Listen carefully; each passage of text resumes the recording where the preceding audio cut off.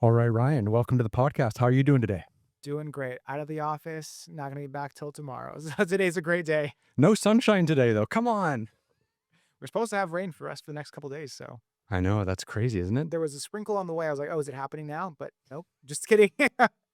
I'm going out to the desert next week to do a bit of hiking. So obviously, like what happens is obviously like it doesn't rain that much in LA, but sometimes when it rains in LA, it pushes over the mountains and it rains out in the deserts, and then you get like really bad runoff and really bad like flooding.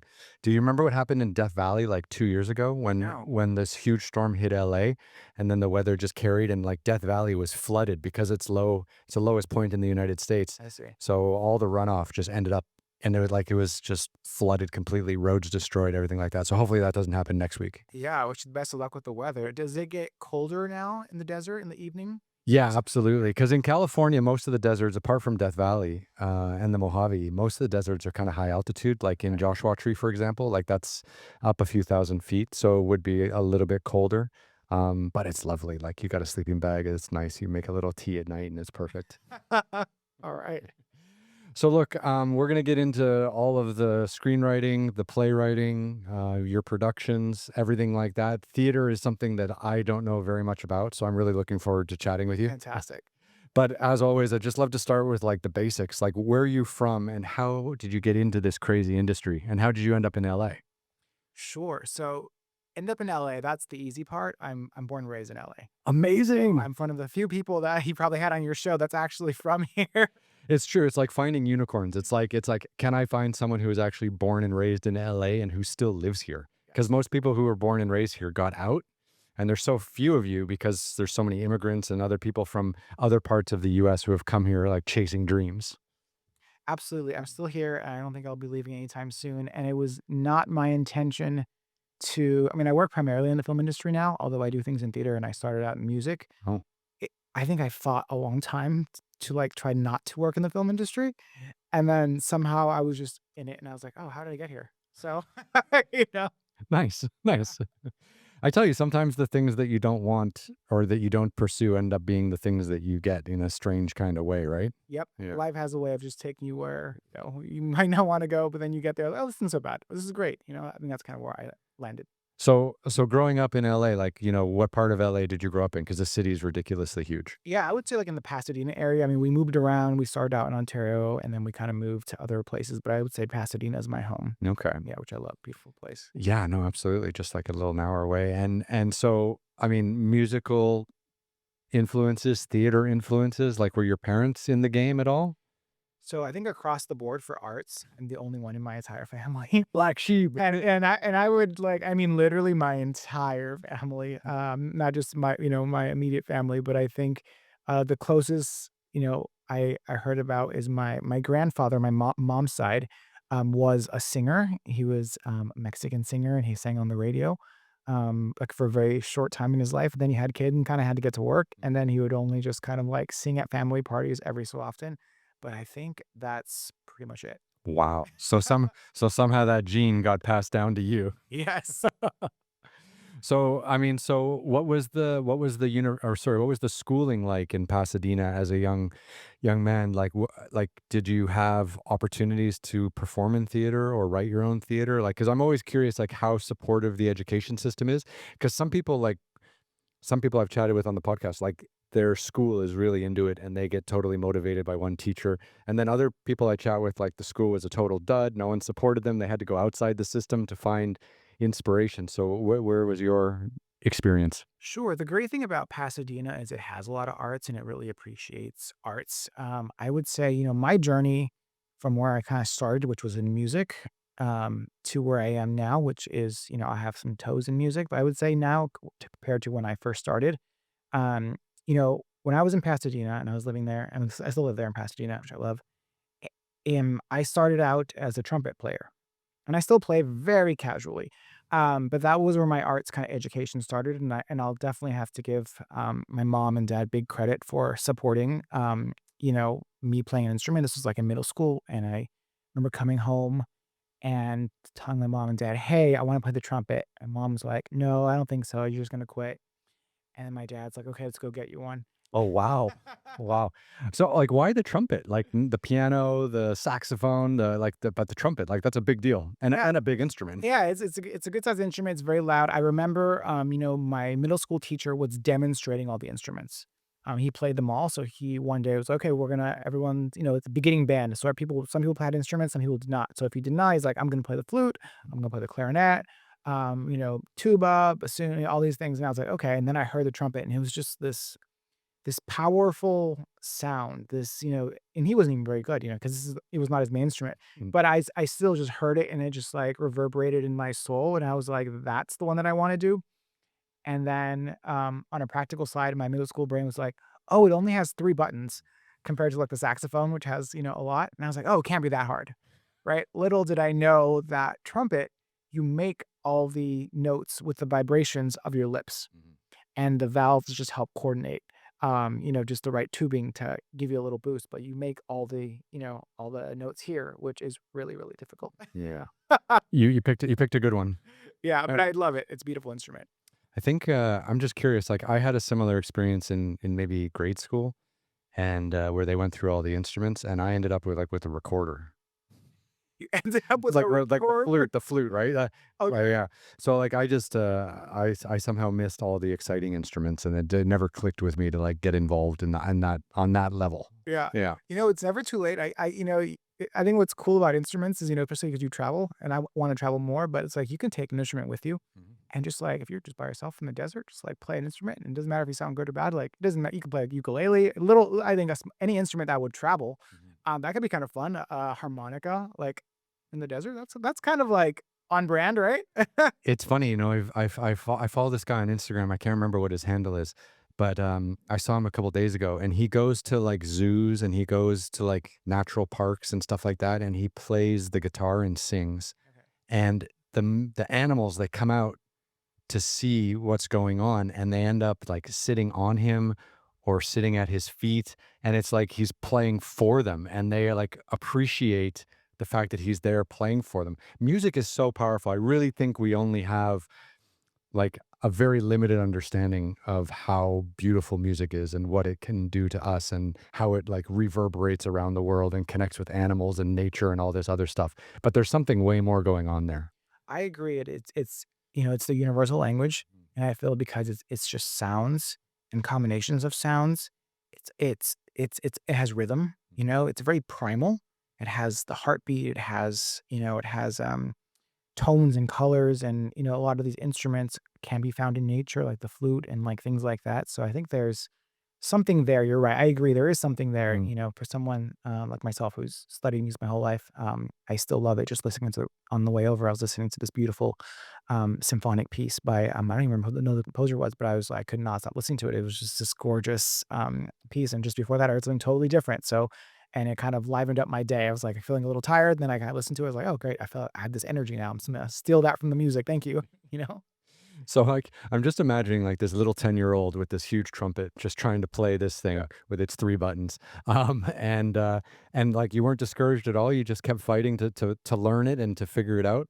Yeah. I think that's kind of what it was. It was like, it felt to me like maybe I was trying to express myself, but I didn't have all the tools, and I wanted to keep getting the tools so I can say what I'm trying to say, Mhm. so I always, just kept trying to get the sound that I wanted or play music that I wanted, and, you know, I will say my dad's the one that got me the trumpet. My mom was the one that got me into lessons. Okay, there you go. Because that's what I think you need those 2 things, you need the instrument, and then you need someone to actually show you how to play it properly. Guidance is helpful. Yeah, so my mom was like, "If you're gonna do this, you're gonna take it seriously." I was like, "Okay." Mhm. So, like, I took lessons, and I had a really fantastic teacher who was my mentor for a very long time, in music, and I think that also pushed me because I was learning what I was doing, and I also heard him play all the time, and I was, like, inspired all the time to, like, "I wanna sound like that," Mhm. So it was great. Yeah. So did that take you kinda, like, right through high school? Like, did theater ever come into play in high school, or were you just, like, happy to be a musician? So initially, all my arts started with music. So high school, definitely music. I would say in beginning of high school, towards the end of middle school, I got my first kind of taste of theater, which was addicting. I actually was playing trumpet in a pit orchestra for a musical. and I don't think I had ever seen a musical live. So I remember just sitting in the pit, and I think the musical, I think it was like a medley of musicals, um, and I think it might have been Anything Goes or The Music Man or something like that, and I just remember sitting, down below the stage, and, when I wasn't playing, I'd look up and see what's going on, and I was like, "Okay, so here's what I'm getting here." It's like people up there are, like, acting and talking, and then they start singing, and then when they get really excited or happy, they start dancing. Mhm. And I was like, "This is amazing. This is like," and then I get to play, like, be part of that, Were you down, like, in the pit? I was literally in a pit, and I was literally looking up like 5 feet, and there's, actors up there doing stuff, and, I was like, "Wow, this is amazing." I was like, "First, musicals are amazing. I love this. I need to know more." So I definitely, like, started listening to more musicals, and then I was like, "I wanna play in more pits." So I think when I was in high school, I did, like, Anything Goes. I did 42nd Street, which was my favorite shows because it had so much trumpet. I did Music Man. I did Babes in Arms, a bunch of musicals all over Pasadena and LA, and I was just like, "Wow, this is great." Mhm. And although also that music was really difficult, so it really pushed me to like, okay, like some of it was like I couldn't play some of it. I was like, this is not gonna happen. So I did the best I could. But yeah, after that I was hooked. Did you have, like, a goal of, like, maybe writing your own music and actually being a professional musician? Not at that time. I think professional musician was kind of where I was leaning.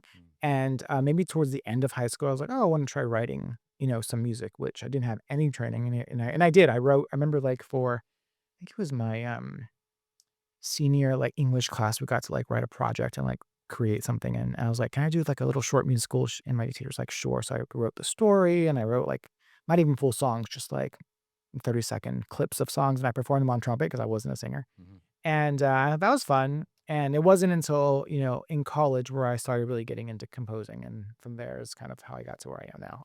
And I mean, when you went to college, did you end up going to, like, an art school?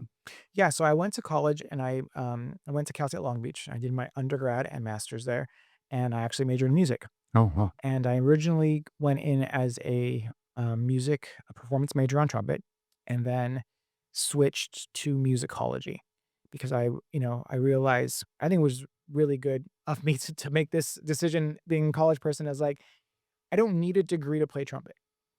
Because you can play it 'Cause I anytime can you like. play anything I want, Yeah. and I also can get better on my own without having this degree.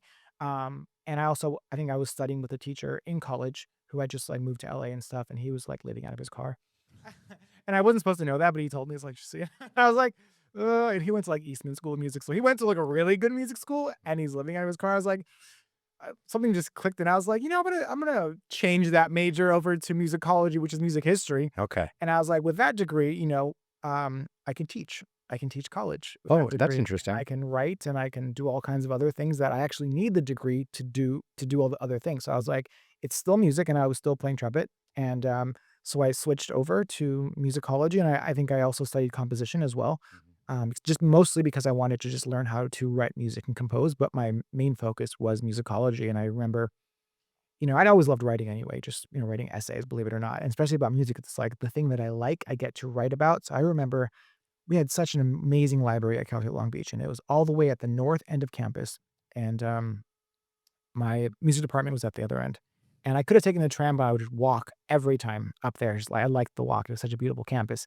And I'd go to the music section and it was just, rows and rows of books. And I remember when I started as a freshman, my thing every week was I would pick a composer for a couple of weeks and I would just read their like biographies and I would take their scores out from the library and I just check all this stuff out and I'd go home and I'd just read and I'd be in my apartment where I was living and I would play their music and open the score and I would conduct and I would conduct their music and just like learn, okay, this is Mozart, this is Beethoven, this is Handel, this is Bach. And I just, loved learning about these people and getting to like see their music and like hear it. And like, I was not a conductor at that time. So I was just like waving my hands, whatever I was doing.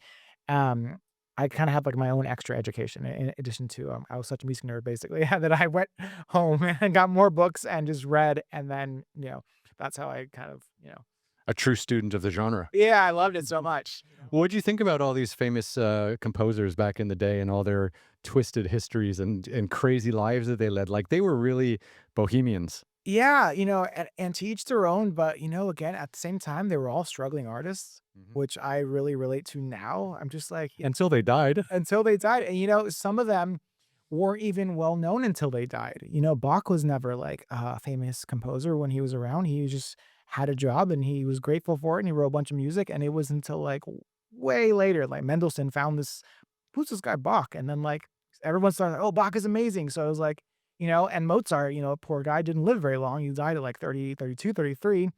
And but his output was huge because he was a prodigy. And, you know, Beethoven went deaf and had his own problems. And they all had their own issues and they were all just honestly struggling to make a living. and and the only one that had it really good was Haydn, Mhm. because he worked for the Esterhazy family, which was this rich family, and he was like the composer of the court, Mhm. and he worked there for his whole life, and all he had to do was teach lessons to all the royal people and write music for all the parties and events and masses, and he was a teacher of Mozart and Beethoven, so like Haydn had it the best, and everyone else after that just had to really struggle.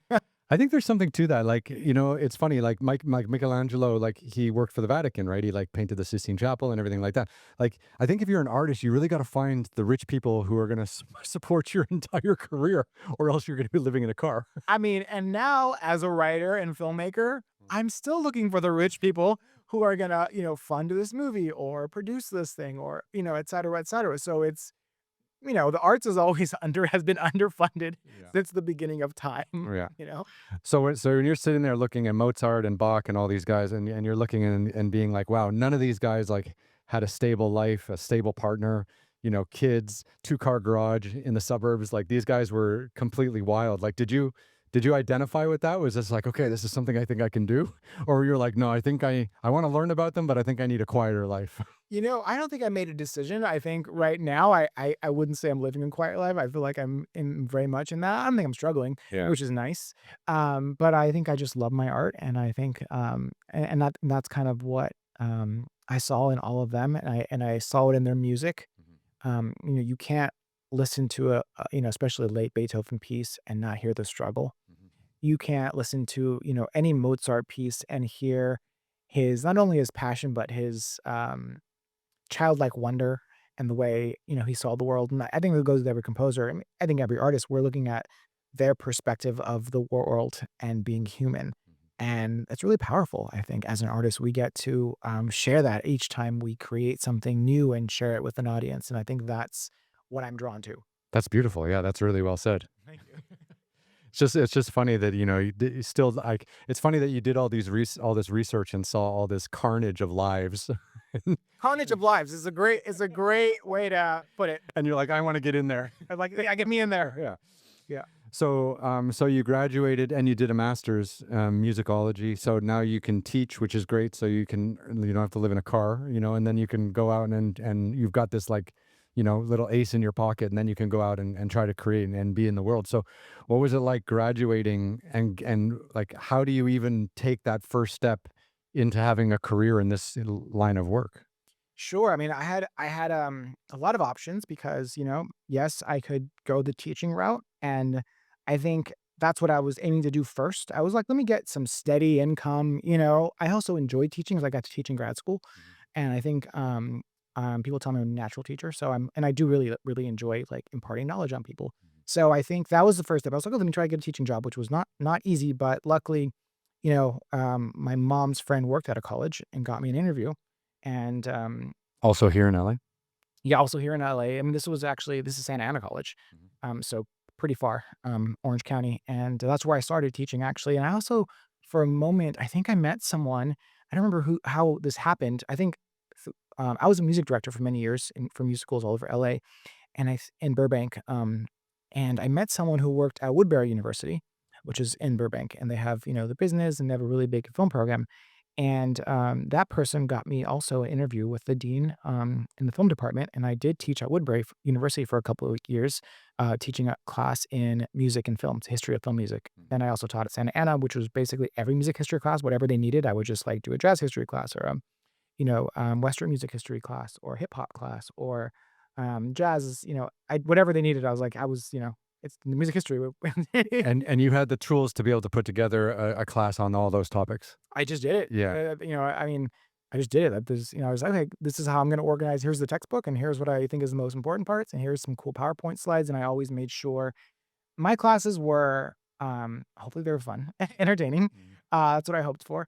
Um, Well, you're a good speaker, right? Like already in the podcast, like you can go, right? Which is great. It's amazing how many professors out there and teachers out there just can't get it out, you know? sure. They're just not talkers. They can't or they can't, communicate and then also keep people's attention.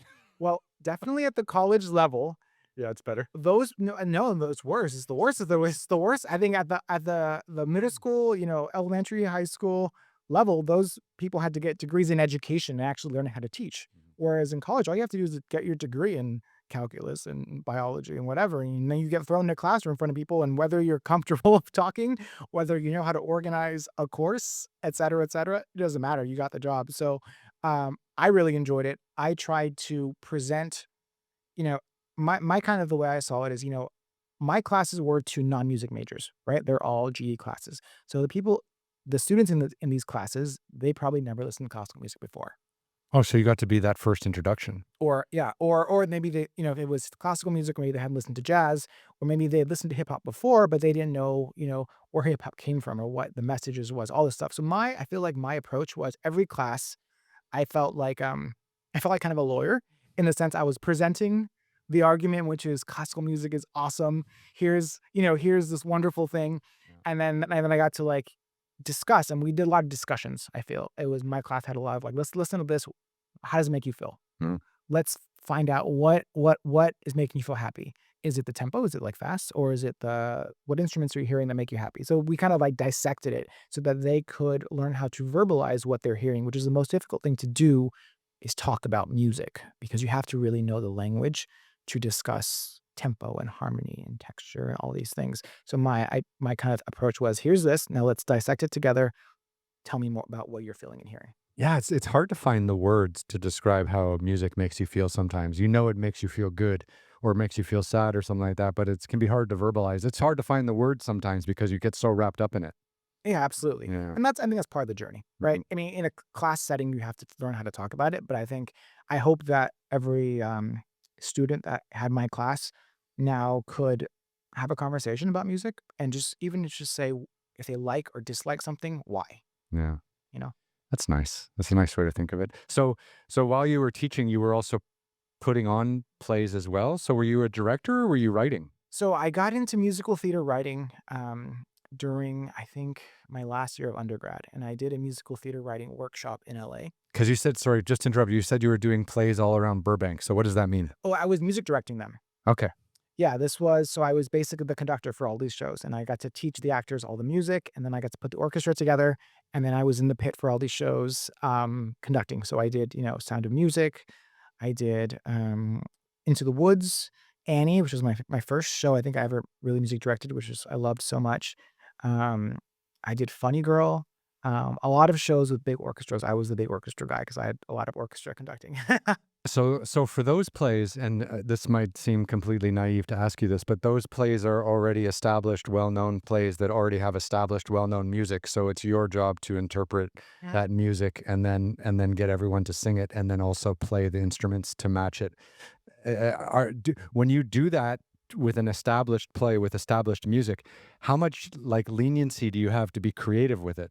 Zero. But that's what I wanted to get at because I was curious because like obviously when you write something yourself, you have complete creative freedom. But what was it like kind of working on something like Annie or Sound of Music, which is already like a classic? Yeah, so your job is to, bring it to life again with new people, right? You can't change anything. It's already written. Your job is to keep the integrity of the music.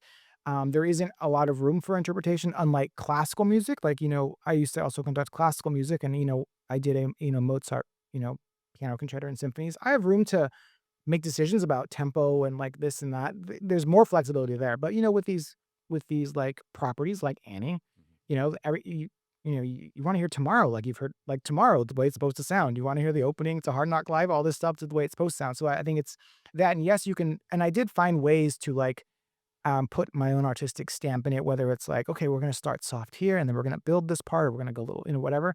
And between you and me, and people in the podcast, Yeah. when I did, well, it's over now, so I guess it doesn't matter. But one thing you're not supposed to do when you get these shows, not supposed to add any music, like I mentioned, right? Yeah. But I was a composer, and I was like, "Ugh," in our Annie that we had, was a tap dancer. Mm. And I was like, how cool would it be if we were just to add a little 32 bar tap break Mhm. in one of the songs that she sings with Daddy Warbucks. And so I was like, nobody's gonna know. So I remember going home and I just like wrote this. I orchestrated a tap break for her for just the orchestra, no singing. So what basically she would sing the song and we would cut in the middle to my tap break. That was like 32 bars. A little solo. A little solo for her, and she got a big tap solo, and then we go right back into the music as written, and nobody goes the wiser.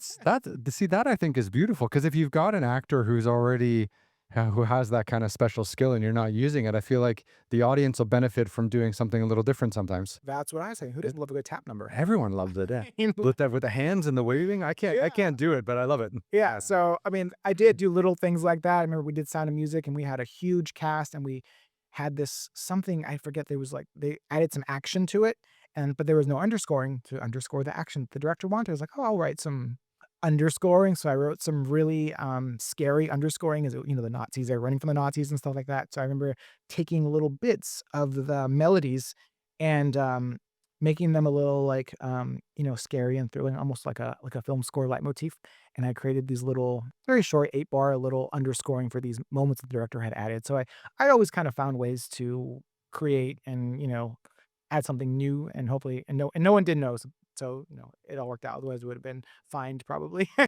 So when you're the music director, obviously you're working with the actors who are singing and you're working with the orchestra who's playing the instruments.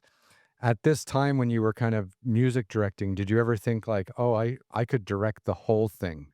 Like, did that ever cross your mind? Like, did you feel comfortable with this idea of like stage positioning and like actual performing on the stage? Like, was that something that you kind of wanted to explore, or were you just happy and obviously doing a big job just managing the music? Yeah, I would say at the time, I was quite happy with the music, but being, someone who's curious, Mhm. I was watching everything, I got to, cast the show with the director. Me and the directors, worked together to cast the show, and this was before all the self-tape stuff, so we would have an auditorium, people would come in, they'd sing their 32 bars at the piano, they'd do a monologue, the director would make some adjustments, and we'd just both sit there with their paper resume, and we'd put them in a pile, yes, no, maybe, etcetera, and I remember in rehearsals, the director would do the blocking, and I would just I'm sitting there watching, like, "Oh, why is he" put him over there, and like, "Oh, that's a great." He's like, "Oh, so we're gonna do this." So I was always watching. Mhm. I never thought, "Oh, I wanna direct anything," like, whether it's a stage play or a movie like I did, last year. But I was always watching and learning because why not? Like, what was the other option? Like, be on my phone and just, like, tune out? Like, no, I was always watching. Wasting a golden opportunity. Wasting a go and the director that I worked with often, he's, an opera director primarily, and he has his own opera company in LA, it's called Pop, in LA, Pop Opera, and he does fantastic productions, and he's so creative with these, old operas and bringing them to life, putting them in modern, times, and so I learned so much from him, and then, I was like, "Oh, okay, directing is like" oh, it's like this is kind of like a seed started growing, Mhm. and, later on, I got to, exploit that a little bit more. That's wild. Yeah. That's wild. So how many musicals have you music directed for? Probably over 20, I think. Okay. Yeah, and I did kinda stop, just 'cause I was just kinda curious and went different ways, so I did stop doing that, haven't done that in quite a long time. The last conducting thing I did was right before COVID. Mhm. I conducted, That's a good time to stop. yeah, yeah.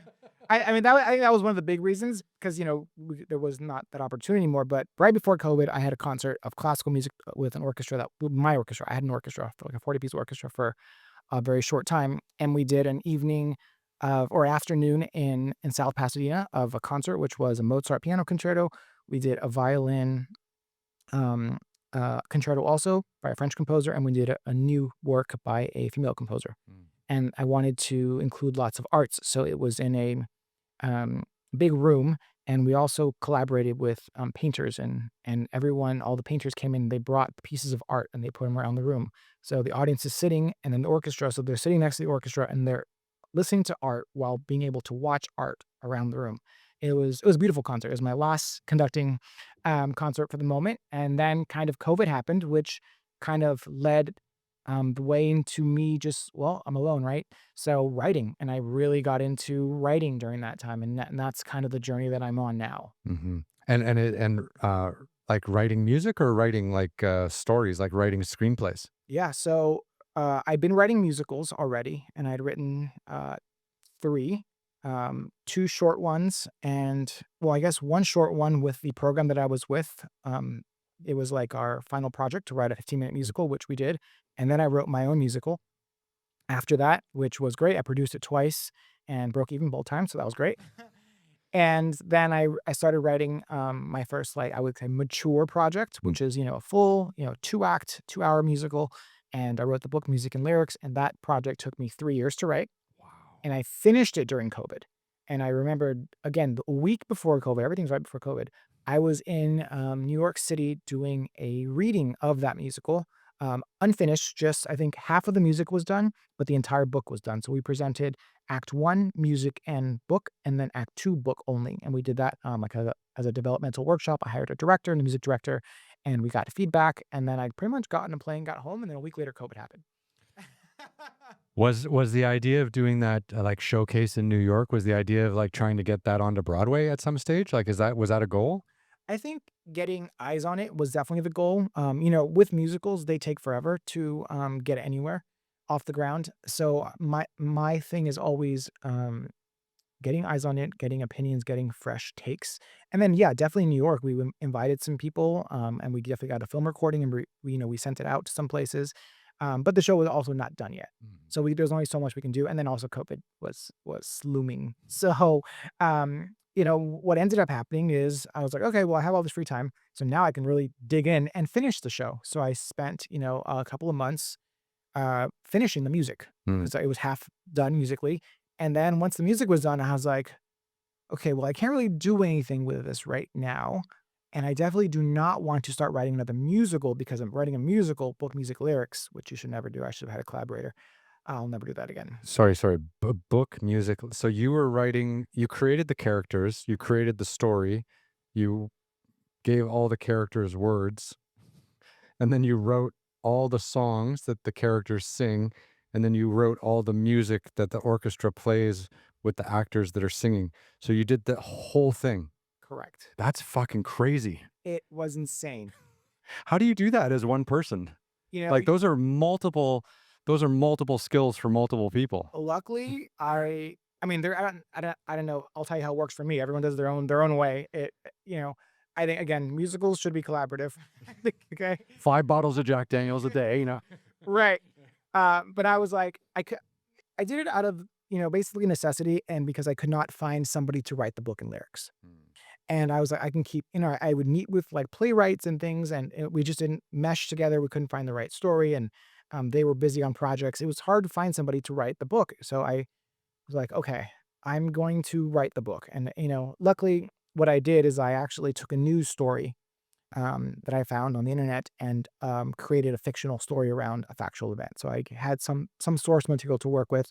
So my first thing was to start with the structure of the story and who the characters were, what they wanted, and just like outline it. So I kind of started there, and then I had this like basically script, Mhm. and then from there, I kind of went into what they call song spotting. So I said, okay, where can I put a song? Where can I cut dialogue and let song take over? So I found, okay, this is I'm gonna have this whole scene be music, and all the dialogue I would use. I was like, okay, this is great material to write lyrics from. So I reused my own dialogue to generate lyrics, and then I wrote lyrics little by little, and then I started writing songs. Okay, this is the opening number. This is the I want song. This is the et cetera, et cetera. And that's kind of how it went. I had the book first, and then I did song spotting, and then I had a musical idea, and I wrote the song, and just rinse and repeat until the show was done. So, I mean, your education in musicology, like, that's musical history. You would have you would have touched on maybe some of this, but this is really a creation that you went into based on your theater experience that you'd had up until that stage, right? Like, that's something kinda totally different than what you did music composing in school, but really this is all kind of self-learned. Yeah, absolutely. I feel like I had all these tools, but they never been used for this. Because when I studied composition in school, even though the music that I studied, I wasn't studying musical theater. I mean, on my own I was, but Mhm. there was no musical theater classes, right? I was studying Beethoven and Mozart and Bach and learning how to compose, um, like, contemporary classical music, we'd call it, and which is or modern music, and which is very different, than, musical theater because typically that music does not have melody and it's just like meant to be very, I don't know, these modern composers at the university level, they just really want you to just like know tonality and all this stuff. And I really wasn't, wanting to do that, but I did the best that I could. But I always, what's wrong with a melody? You know what I mean? What's wrong with harmony that people can follow? What's wrong with all these things? So when I graduated school, yeah, that's where I got into musical theater writing and specifically the music. That's when I went to the program to study musical theater writing, I only was in the music lab, Mm. but I was able to listen for the lyric lab and the book writing lab. So I still got the tools and I did read a lot of books and I was watching a lot of musicals. I also became, I took some time off from musical writing before I wrote The Big Show and became a theater critic in LA because I wanted to watch more theater. Oh, that's interesting. What was that stint like? I mean, I'm still a theater critic. Okay, that's good. So This is great. yeah. And it was fantastic. And it's still great. I did it at the time because I wanted to watch a volume of shows that I could not afford to pay for. And so I was like, okay, well, I know a lot about the theater. And so I just started writing reviews on my own, just going to shows, paying for them, putting up a review. And then before long, publicists started approaching me and say, hey, come to the show. And then now I'm on everyone's list for everything. Mhm. But I did it initially, and I'm always learning. I still go to the theater and I learn something, right? But I watched a lot of musicals and musicals that are successful, have been done many times, and maybe they were on Broadway or maybe they got licensed or whatever. And I said, what makes these things work? And I was not only watching and listening to the musical, but I was watching, listening to the audience. How are they responding to what's happening on stage and what on stage is compelling them to lean forward, lean back, be on their phone? Like, are they bored? You know what I mean? And if they're engaged, what is engaging about it? Mm. So I really just kind of studied, like, in the theater, what works and what doesn't work. And then when I felt like I had watched enough shows, I was like, okay, I think I'm ready to write my like mature musical theater piece. And then I just kind of started drafting and writing it. Wow. And then COVID hit, and then you went all in. Yeah, COVID hit, and I was like, okay, I got to finish this thing. So I spent, a good first 5, 6 months of COVID just finishing Act Two of the music.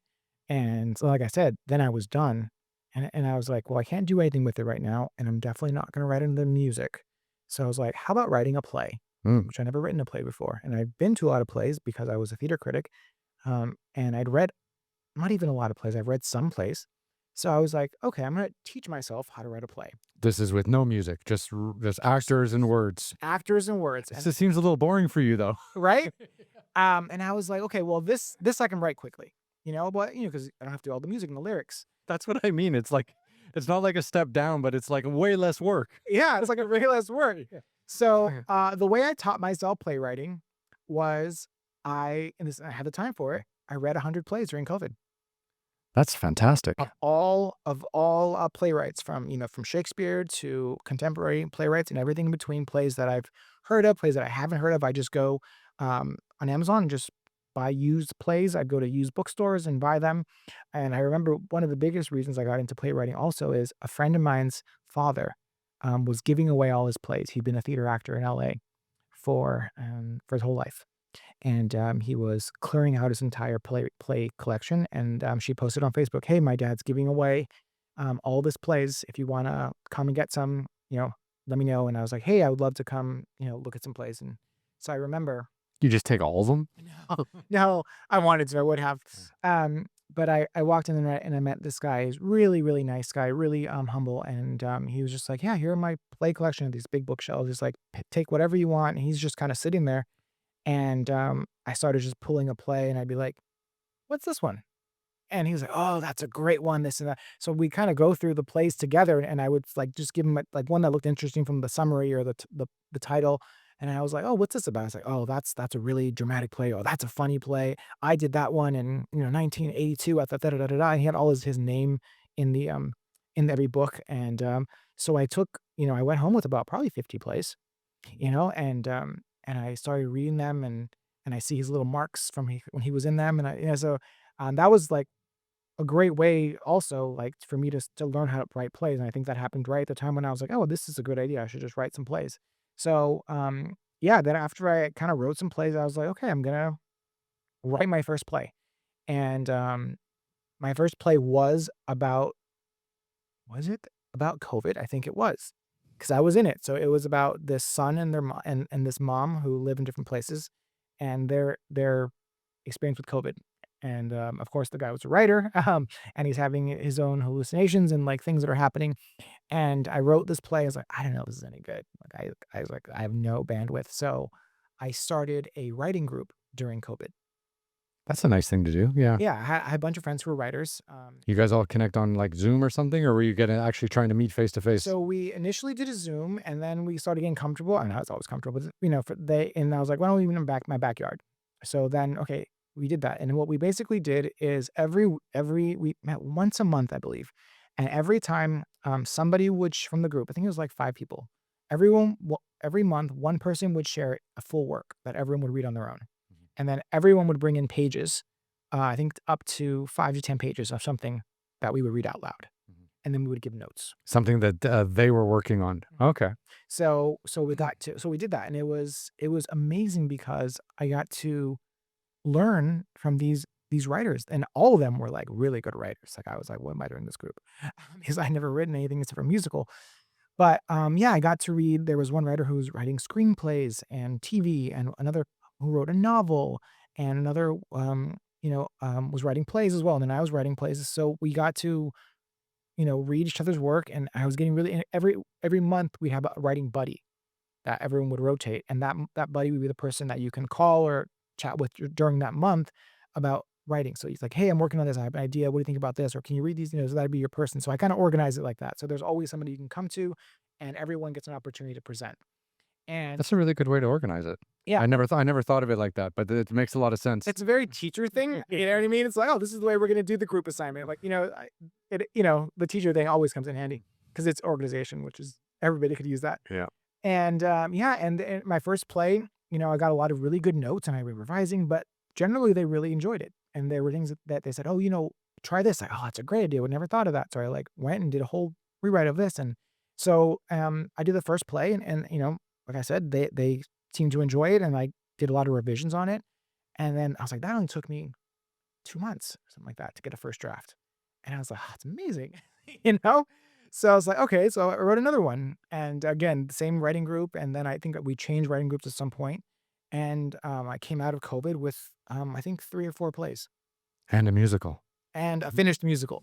That's fucking crazy. Yeah. That's very productive. Right. Yeah, it was like I would love another year like that where I could just everything's out, and we're just focusing on whatever you want to do. I think we should do that as like there should be like a thing where it's like everyone just takes this time off. Maybe it's like I know scheduled or like everyone's on a rotation of like, oh, I'm on my sabbatical for life.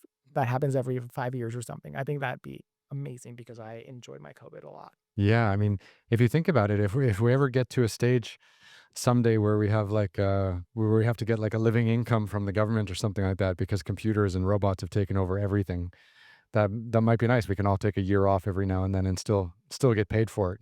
Yeah, absolutely. So yeah, that was my COVID, and that was how I got into playwriting. And with these plays, I just been started submitting them to playwriting competitions and theater companies who were looking for plays. They're always looking for plays, and What's the sorry, just to interrupt you here. yeah, So, okay, screenwriting competitions or playwriting competitions. Okay, I get that, because there's maybe some festivals and they have writing competitions.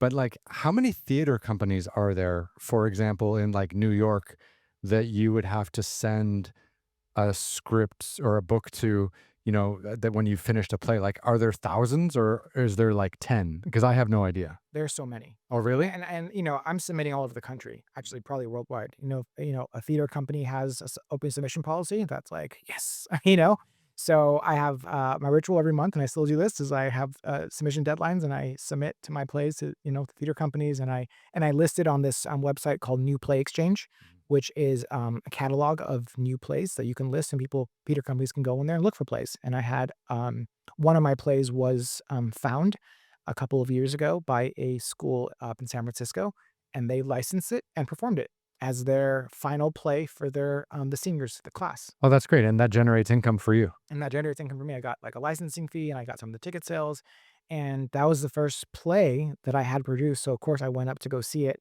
and it was beautiful. And that play I wrote a while ago from the performance, and I hadn't really looked at it since. So I forgot that I wrote it and I didn't know what was gonna happen next. And I think that's a good sign. I think for them, I think they did such a good job. The director and these high school students loved these characters so much, and they brought so much of their own, life and grittiness and experiences into them that I was just kinda hooked on, it sounds a little, conceited, like, because I wrote the thing, Mhm. but I remember sitting there and I was like, after act 1, I was like, "How does act 2 go? Mhm. What how does this how does this play out?" That's amazing that you were that detached from it. Yeah, Yeah. I was, and it was great.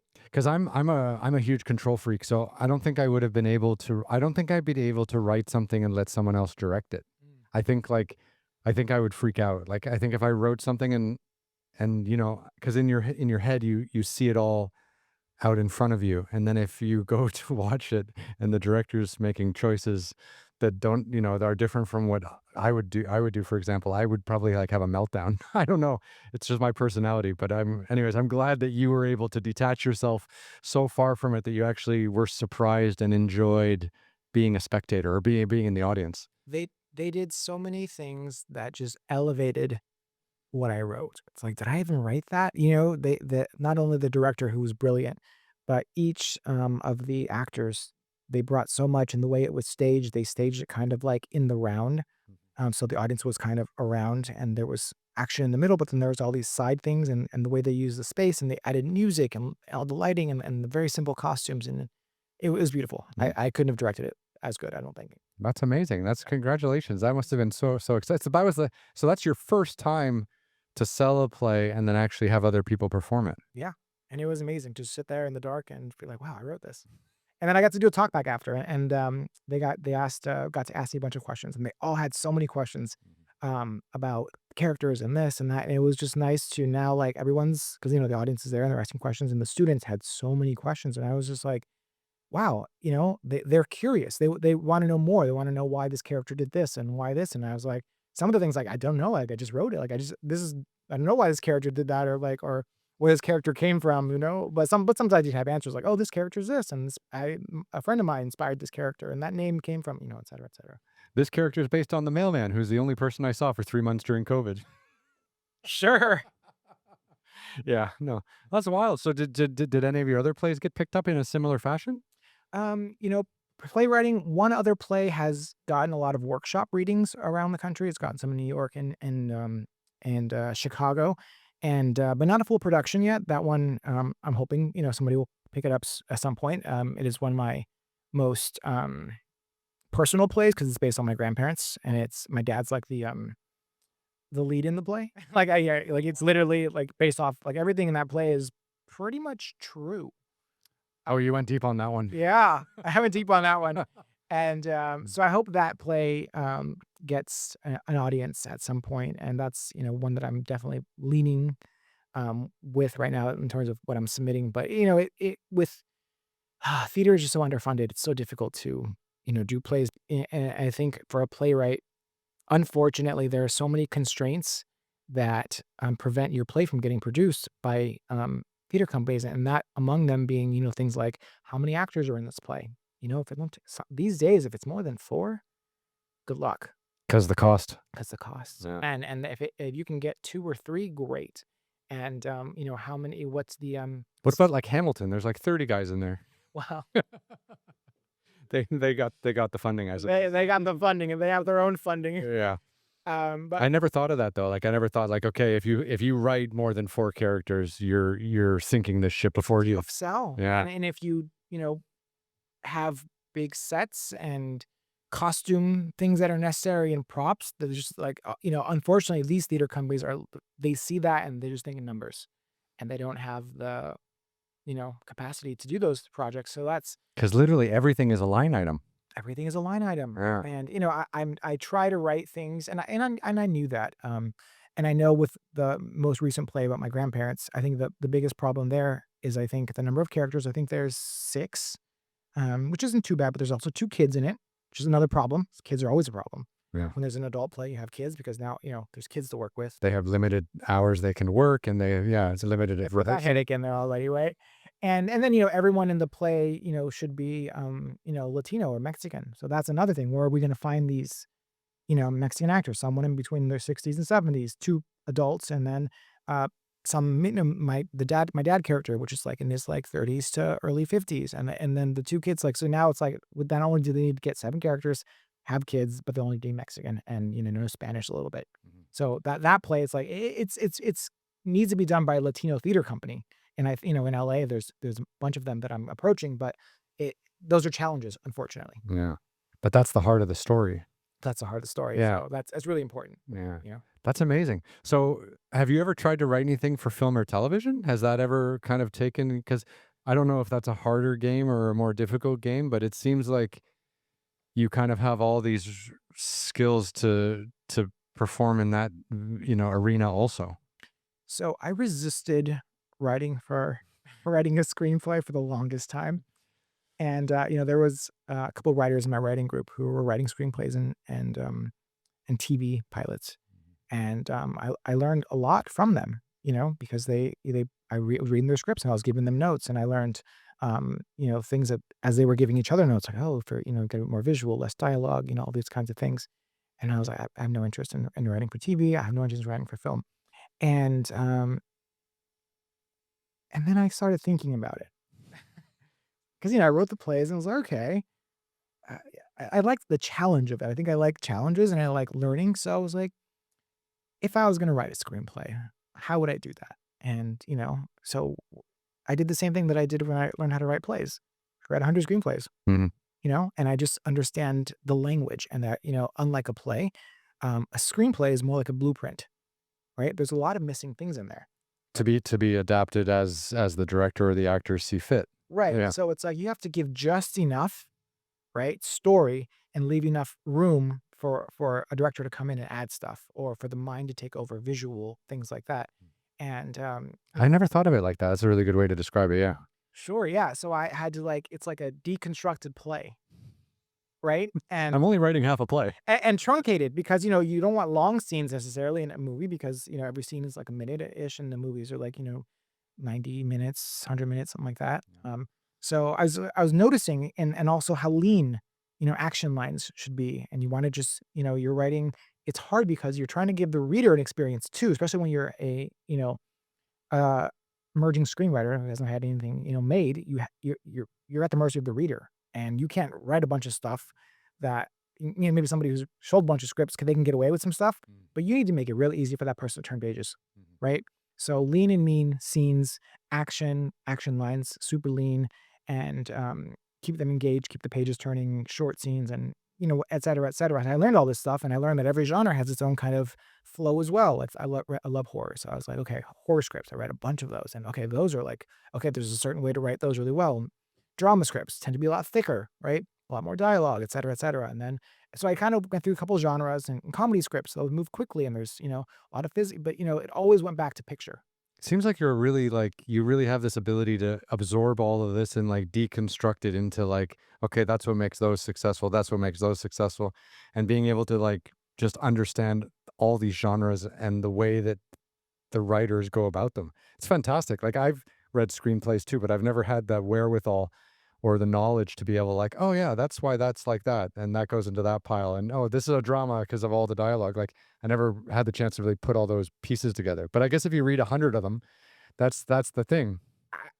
First of all, it's easy for me to say now because when I Right. started doing this, I had no idea what I was doing or looking for, but I just started noticing patterns, Yeah. right? And sure, I read a couple of screenwriting books about, certain things that you should do and, did as much, first of all, I'm a musicologist. Research is my best friend. I love research. So I got to research on how these things work and I read a bunch of books. I did, you can learn so much on YouTube. So I had screenwriters talking about how to write screenplays and then also just reading 100 of them. Yeah, you're right. I picked up a lot of just like, oh yeah, this is a common thing and this and that. So, I Where do you find 100 scripts? Just can you download them off the internet? of Yeah. course you can pretty much type in any movie, screenplay PDF and find it. Are you serious? Yeah, Is that open? it's that open because I mean, well, they don't care. The movie's done. Like the script is out there, and you might find drafts of the script that aren't actually the actual shooting script that they ended up with, which is kind of fun too. And another thing that I did was I would get a script, have it on my iPad, and watch the movie with the script in hand, turning the pages and see how that translated to the screen. That was a really big learning thing because you can see what got swallowed up by picture that was actually text and how picture, got put into that. That's awesome. I've never done that. That's a really great exercise. Yeah. Try that and try that with any what do you have a favorite genre of movie? Um, no, no, I like everything. I watch Okay. everything. But like, for example, like 2 weeks ago, I watched Interstellar again for like Oh, the that's a great second or script. third time. Yeah, beautiful, right? Oh, beautiful Yeah. scripts. So that would be interesting to like sit with that script on a tablet in front of you and watching the movie. I'm gonna have to give that a try sometime. That's actually a really good one Yeah. because that one has so much visuals Mhm. and there's a lot of open space. Yeah. So yeah, that'd be a great one to actually do that with. Yeah. But that's what I did. I started doing that, and then um, I still didn't know, what I wanted to write about. Um, and then a friend of mine, and this was during COVID still, all this is during COVID, invited me to, I guess they were going on a girls' Joshua Tree trip, and one of their friends backed out, and they couldn't find anybody else, another girl to go, and they just wanted like to pay the extra for the Airbnb, and she was like, "Do you want to come with us?" And I was like, "Okay, sure." I was like, "Anything else to do?" Went to the desert, actually Joshua Tree. Mhm. Um, It's beautiful out there. it's beautiful out there. Yeah. So we had this house in the middle of nowhere, in the middle of the desert, gorgeous house with a pool and jacuzzi, and driving through the desert and just listening to all these girls talk, and my mind started my storytelling Writing. writing, and I literally like in the car was even just like writing ideas, and I ended up with when I got back a, a bunch of ideas for a horror thriller screenplay. Bunch of girls go out to a house in the desert. Exactly. That's awesome. That's awesome. That's exactly, and that was my first screenplay, Mm. and all the characters in that screenplay are the girls that I went on this trip with. Mhm. Every single, I was like, this is very easy. I mean, even their names are not. One of the names is the same, but the rest of them are changed.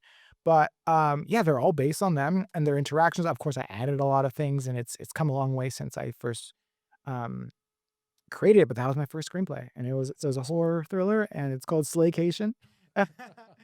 And yeah, it's a fun one. Coming out on Bloomhouse. I hope so. That's wild. So I mean, like, it's interesting that you've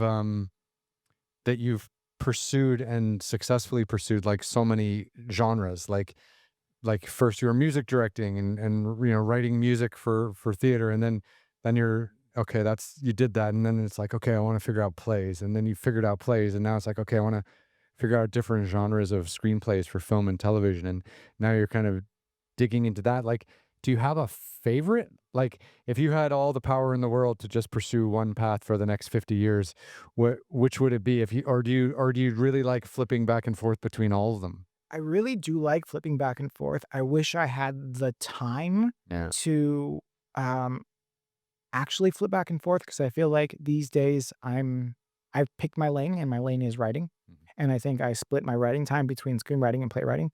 And I if I could do anything, I think it'd be the playwriting. If I could just write plays all day, that'd be and get them up, that'd be amazing. I love playwriting. Mhm. But I also I'm finding the joy in screenwriting as well. But I think in my perfect existence, I would just like to, because it always comes down to like where's the income coming from to support all these things, right? Because a lot of these things, as you know, like I haven't sold a script. Or any of my screenplays, I have four. I've not sold any of them. Mhm. I've not even come close. You know what I mean? I ended up producing a short of mine, which was great, but I spent money to make my thing.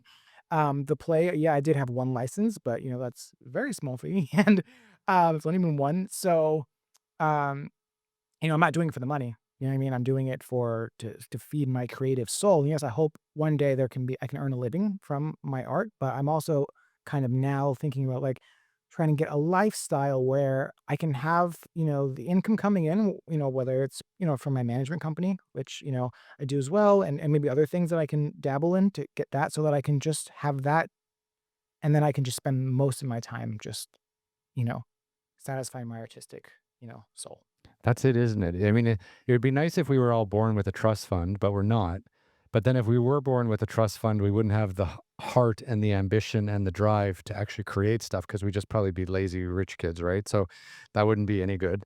So if you're going to fight and you're going to work and you're going to write and you're going to create, that's part of the struggle, which is real. And then we have to figure out a way to pay the rent and buy food. Exactly, and it's, you know, I wish we were on the patronage system, right? Like, Haydn was back in the day, Yeah. because he was literally paid by this rich family because they appreciated the value in art. And I think the Europeans definitely appreciate art more than we do, which we need to work on as Americans. We have the Kardashians. We'll be fine. Exactly. We have the Lakers and the Kardashians. Um, but I think it would be so cool to have a patronage system of some kind. And it's something where we connect people who are passionate about the art, have money, but maybe don't have, they don't create their own art, and they find somebody that they pay to create art for them. Mhm. It's like, I think that these people exist, and I know these people exist because I'm one of them. If there's a way to like fuse that, where like we connect people who just have money and like want to just not throw it away, but like invest it in like art. Mhm. And maybe that's a movie, maybe that's a play, maybe that's a sculpture, maybe that's a painting, and I think that'd be really cool. That would be nice. That'd be a nice system to set up. Yeah. If we could keep the politics out of it, that'd be amazing, wouldn't it? Yes. I want to make a play that talks about this and only this, and forget that side of the argument. Yeah, yeah. Well, that's it's funny that you mentioned that. Since being a theater critic and going to a lot of plays now and always, and keeping abreast to theater news, an interesting trend that I've noticed with playwriting specifically, after COVID, is that the plays that are getting produced now are typically politically, racially kind of driven. Mm. They're kinda like, I call them soapbox plays, because what they typically do is they get on a soapbox Mhm. and they present one side of an argument. Right. And these plays, and they're not all of them, but many of them are not very good. Yeah, but that's what's getting funded, isn't it? That's what's getting funded, because I think the theater companies wanna be woke, right? They wanna participate in Black culture and this culture and LGBTQ plus things, I'm all for that. Mhm. Right? I'm just more like, let's not just because this person is this thing and whatever they write, you're gonna produce it, but actually like there's gotta be quality control. And I think that's important. And I think there's nothing wrong with the play that's politically driven, but I think it shouldn't preach to the audience. Agreed. Yeah. I think the best art should present something and let the audiences make decisions, because, even a play like And it should be subtle. it should be subtle. They shouldn't be hitting you over the head with these ideas. I totally agree with you. Like I'm all for anyone making anything they want to make, but but it has to be a good story. Like I don't Start there. Yeah, start with a good story. Like I don't care what ethnicity you are, what color you are, what sexual orientation you are, what gender you are, whatever. Just come up with a great fucking story and everything will be fine. It doesn't matter who's in it, as long as the story is strong. Don't sacrifice the story for inclusion. And I think we've seen that in a lot of films, and there's been a big backlash against it. And I didn't know that that was also happening in theater. It is, and it's happening specifically with new plays, and I feel like other playwrights aren't getting the opportunity because they're not writing about topics that um, are trending for right now, or and these theater companies, who are not all of them but often are white operated, and they want to be participating in this movement, so they're going to bring in this black playwright to who's doing this thing, or this Native American playwright, which is etc. Which again, I love the idea of all those things, but I think the work that should still be good. It should have a good story, and it should not be preaching to the audience. And I can't tell you how many times, especially in theater companies that are like large, like big theater companies, like major theater companies, um, that have lots of money, are putting on these plays. And by the way, these plays go nowhere, and people don't like them. Yeah. So why keep making them? Like, Right. yeah, because I guess that's where the funding comes from, right? Right. So and that that's kind of where I feel playwriting is right now, and I hope we can dig ourselves out of this hole. Do the production companies make money if these plays don't go well? Like, is it like the producers where they make money even if they lose? Like, Yep. are A they lot of these are nonprofits, right? right? So as long as they have their funding and they pay for this, the staff and whatever, they're kind of fine. The But break even. what's interesting though is, yes, the nonprofit theater, which they're almost all nonprofit, right? That's what they're doing. But you look at the Broadway theaters, you're not following this trend necessarily, right? Because they have to make that money. They can't take a chance on a politically driven play that's just a soapbox play, right? So if you notice, I notice at least on there's always story, you lead with story. Mhm. and I mean, I would say now that the trend with Broadway is, yes, the story, if it's something, good, but the story plays tend to, not do well. But what's working now is just, like, taking movies and adapting them to musicals and taking an IP or putting somebody famous, and it's Broadway's in trouble right now. It's too expensive. Mhm. So, producers are just, producing things that are easy sells. Mm. But every so often we get some gems, and that's exciting, but they don't run long. That's like a 3-month thing. It's like, Yeah. oh, this one, brilliant play ran for 3 months, but because it had no names and it wasn't based on an IP that everyone's familiar with, it closed. The math is so difficult for plays, So and even for Broadway, like it's I'm amazed on a daily basis how these people put together the financing to do a 3-month run, in Midtown Manhattan in the most expensive part of the world, and they can, and $70, $150 a seat, whatever. 300, 500, 600, 800. Yes, these are real numbers. Are you serious? Yes, absolutely. Maybe I was, come on, I was at Broadway. I saw a Broadway play a couple, well, I guess it's been maybe since before COVID. Yeah. They're pricey. Yeah. And they get funded by a lot of dentists. Right. Yeah. You can pull 100 dentists, each of them put 10K together, Yeah. But yeah, I think I don't know what the future of theater looks like. I hope we can find ways. I think it always comes back, and I think this is the same problem with film. It's about the audiences and bringing them back, bringing audiences back to, movie theaters, bringing people to plays, to the theater in general. I don't think they've been consistently there for a very long time. Mm. So I think, I I know it's all on our phones. Social media is everything right now, and, especially now we have the verticals and, there's so much content and, our attention spans are growing shorter. So, I don't know what the solution is, but I want for the sake of the film industry and for theater in general, I think we gotta get our audiences back.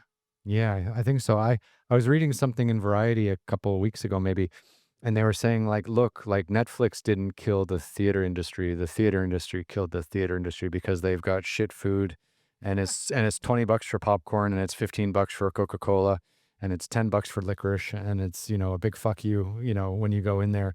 And again, like, can you imagine going like a family of four, like, two adults, two kids, going to a movie on a Saturday, like that's a couple, like that can be like $200. Absolutely. Like, and that's not within everyone's price range to do that week in, week out. Like when I was a kid, going to the movies was like 250, $5.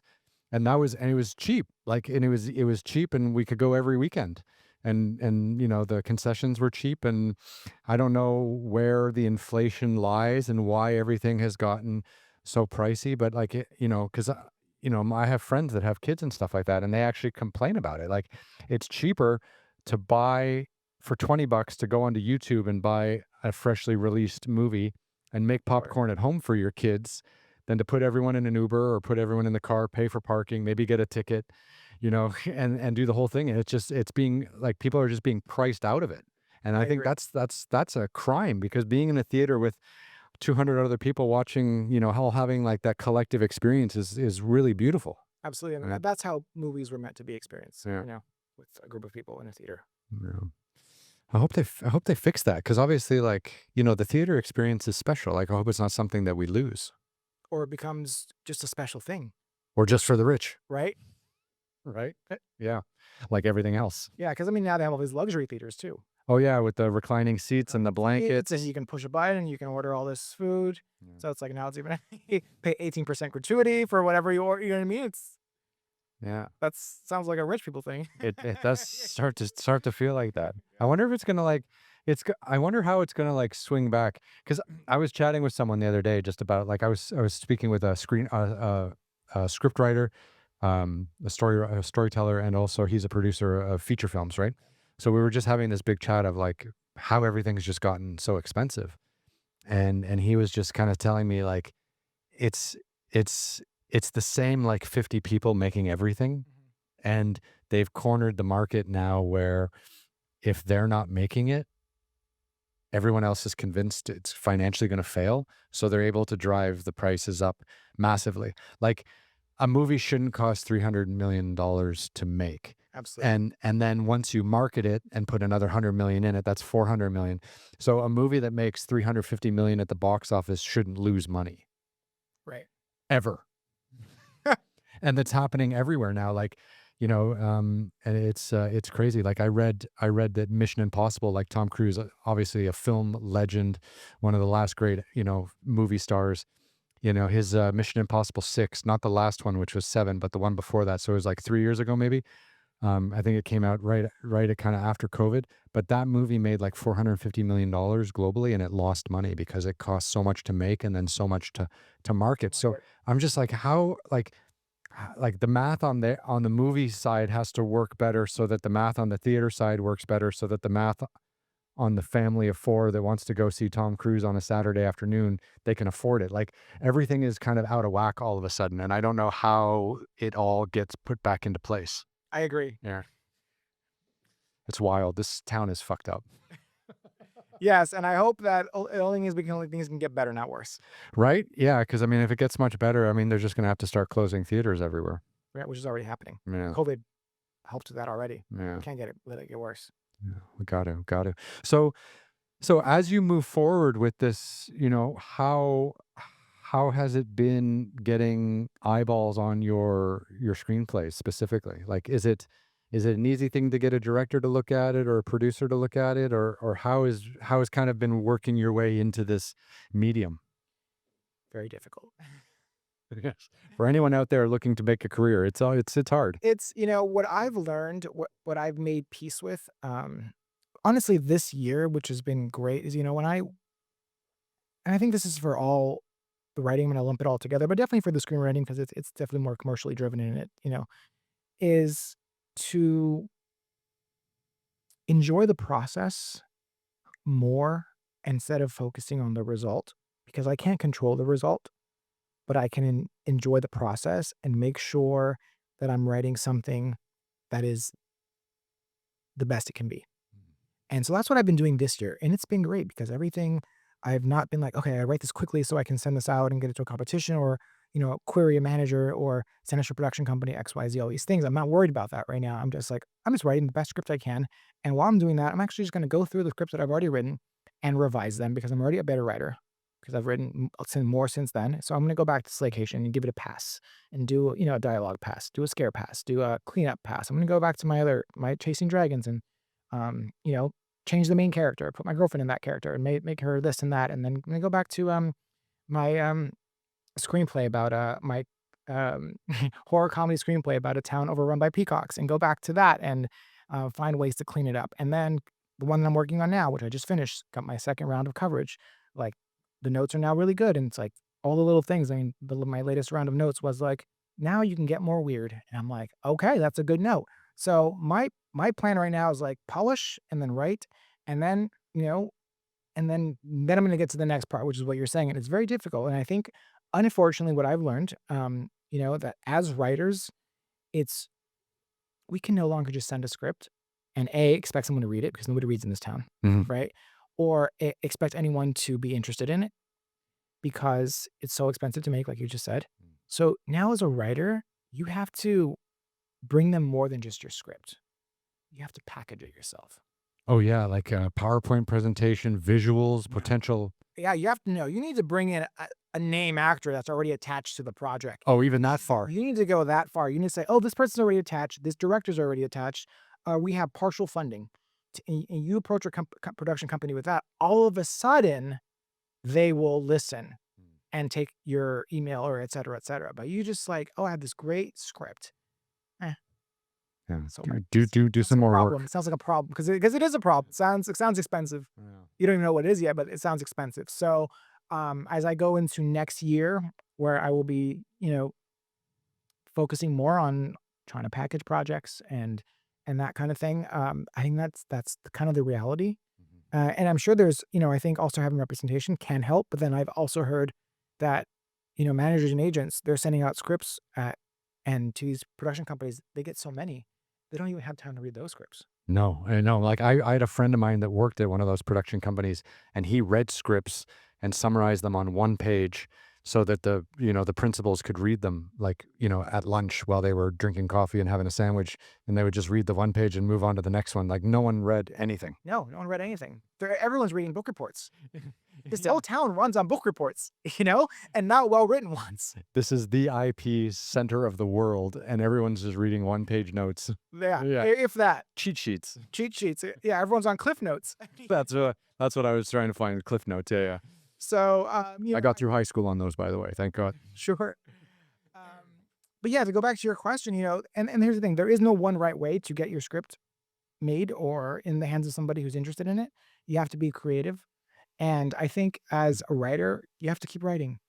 And that's what lesson that I've learned myself is A, enjoy the process, and B, keep writing, because sometimes maybe you'll approach somebody and discuss a script, or maybe they'll look at a script, right? And like, this is not for me. Do you have anything else? And if the answer to that is no, you've just closed the door because this person's already a little interested. And maybe it was just the wrong project. It's like, oh, you know what? Actually, yes, I have, what kind of things do you like? Oh, I have XYZ. So I think for me, the name of the game right now is to continue building. Well, I built my portfolio. So now I'm going to try to go out with a portfolio and say, listen, okay, you don't like this horror project. How about this, drama? Or how about this? I generally write in the horror thriller space. So I also kind of keep it one genre for at least the screenwriting, whereas the playwriting, there's no rules. So I write whatever I want. But so I think that's it too, is, you can't, there's a lot of people out there who spent 10 years writing one script. Good or bad, who's to say? But they've written one script, Yeah. and your first script is usually not Not the best. the best. And he spent 10 years writing it. So, I mean, you have to think, okay, if you're approaching a manager or an agent, how long did it take you to write this? Oh, it took me 10 years. Oh, it's not very good. Do you have anything else? No. Terrible client, right? If you're a production company, you meet somebody, it's like, you have a script, and like, oh, this is the idea. And it's like, do you have anything else? No. Mhm. It's interesting. I had last week on the podcast, I had Paul on, who's my friend. He's from the UK, lives out here, and he's a screenwriter. And he was just saying like how important it is to be like multi-hyphenated. Like you need to be a writer, you need to maybe be willing to direct someday if that opportunity comes along, and then you need to package. You need to be able to produce. Like again, like you got to have maybe one or two investors and an actor who can kind of push the thing forward and get it done. And if you don't have that, your pitch isn't as strong as other pitches coming in. So that whole like producing thing and getting things over the line, it's not enough to just sit in a dark room and create wonderful words on a page. Like there's so much more that That's goes into bare it. minimum. Yeah, really. That it used to be, many years ago before I was even around, that you could actually, there was a spec script market, and there was people that got to do that, right? That it's over. Really. There's too much content. It's too expensive. And there's too much noise for people to, decide what they're going to watch and watch your film. So you need to give them a name. You need to give them money, have money up front, all these things, which is unfortunately just the nature of the beast at this time. Have you ever thought about turning one of your plays or one of your screenplays that you've written like into a book and trying to like get it in front of people? Because like I was also reading a little while ago, Reese Witherspoon, right? She created a book club, and all these people were sending in their favorite books and and it's a big community about like, oh, this is my favorite book, this is why I like it. And then she would read all of the comments of all these books, and she'd be like, oh, people really like this book, I'm gonna option it and then turn it into a television series and then sell it. Sure. And she's made like hundreds of millions of dollars creating really great TV shows and movies based on her book club, of established, authors creating books and sharing them with that community and stuff like that. So that seems to be like an interesting path as well. But then again, too much noise, too many books. How do you break through? Publishers are losing money.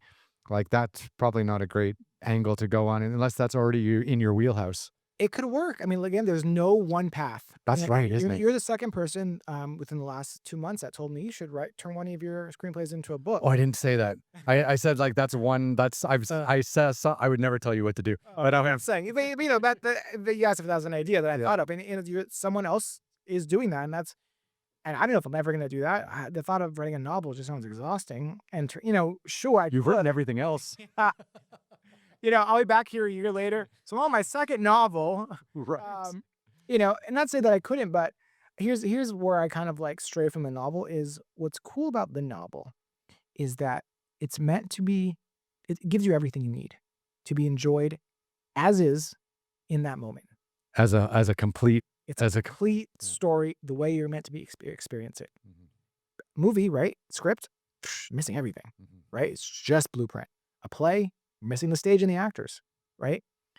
So a novel is a complete story, and you don't get to watch the reader experience your novel. No. And I think that's what being in performing arts, even coming from music and being a conductor and performer, I really enjoy is watching people enjoy what the work that I've created. So I don't know if the novel's for me for that reason. That's wild. That's a really interesting perspective. Like, so do you think if one of your movies ever got picked up and produced, you just want to sit on set, like for the whole thing and just watch them take your words and create with it? First of all, that's usually what happens. Oh, really? Yeah, I Yeah. mean, usually, if you're a new writer, they and someone makes your script, the first thing they do is they fire the writer and they get somebody else to rewrite it, whatever, and they don't tell you about it. Like you're off. You're not even on set. Right. You're not even at the premiere usually. If you're lucky, you can get invited to the premiere of your own freaking script. So that may happen anyway. And I think depending on the project, I mean, I definitely I have directed once a film, which I wrote, and I like directing. Mhm. I think if I was gonna direct again, I would have to have a lot of other things kinda lined up so that I can ta have the time to do that, but I'm also okay just, like, selling a script and giving it to someone to just do as they like, and then move on to the next one. I'm not really precious in that way about my scripts, if it's even my passion project, like, which is, like, my grandparents' play, if somebody wanted to make a movie of that and if somebody ever does produce it, I'm not gonna direct it. I mean, I have to just I've learned to kinda release that tie on my work where That's a it's great skill. yeah, and I don't know that I've ever maybe there was a time when I was very precious about it, but I think now I'm just like, it's okay that this is done already. I'm gonna create the next thing. Like here, I would love someone to produce this play and go direct it. Like when I did my musical in New York, just a reading, I hired a director and I hired a music director, and I popped into rehearsal every so often. But then I was like, cool, I'm gonna go have lunch. I'm gonna go see a show. You guys are in rehearsal for my show. It was kind of nice. Mhm. Sure. And there are times maybe later on when I would want to direct something, whether it's something I've written or something else, but I think I'm not done writing yet. And I want to just continue, some stories, some good stories that I have. And I think when I get to a directing point, I will have to take a break. Mm. But I haven't, gotten any near close to the stories that I want to tell, both for the screen or for the stage. It's a wild journey you're on. This is really exciting. Yeah, it is Yeah. exciting. And I don't really like as much as I can even tell you now, like, "Oh, I'm gonna do this and this and this." Sure, I Mhm. can say that now, but, life's gonna come at me, and then this opportunity will come up, or I'll just start doing this, or, maybe I'll go back to being a conductor by next year. Who knows? But, Yeah. I think I'm grateful, and I always say this, that I have the artistic spirit because I think everybody does, but I think not everyone listens to it. Yeah, they drown it out. They drown it out, Mm. and With life. with life, and it's not for better or for worse. Some people did perfectly fine. They just do their day job, or they go home and they watch their thing, and like whatever their life is, or they just have a hobby that's different.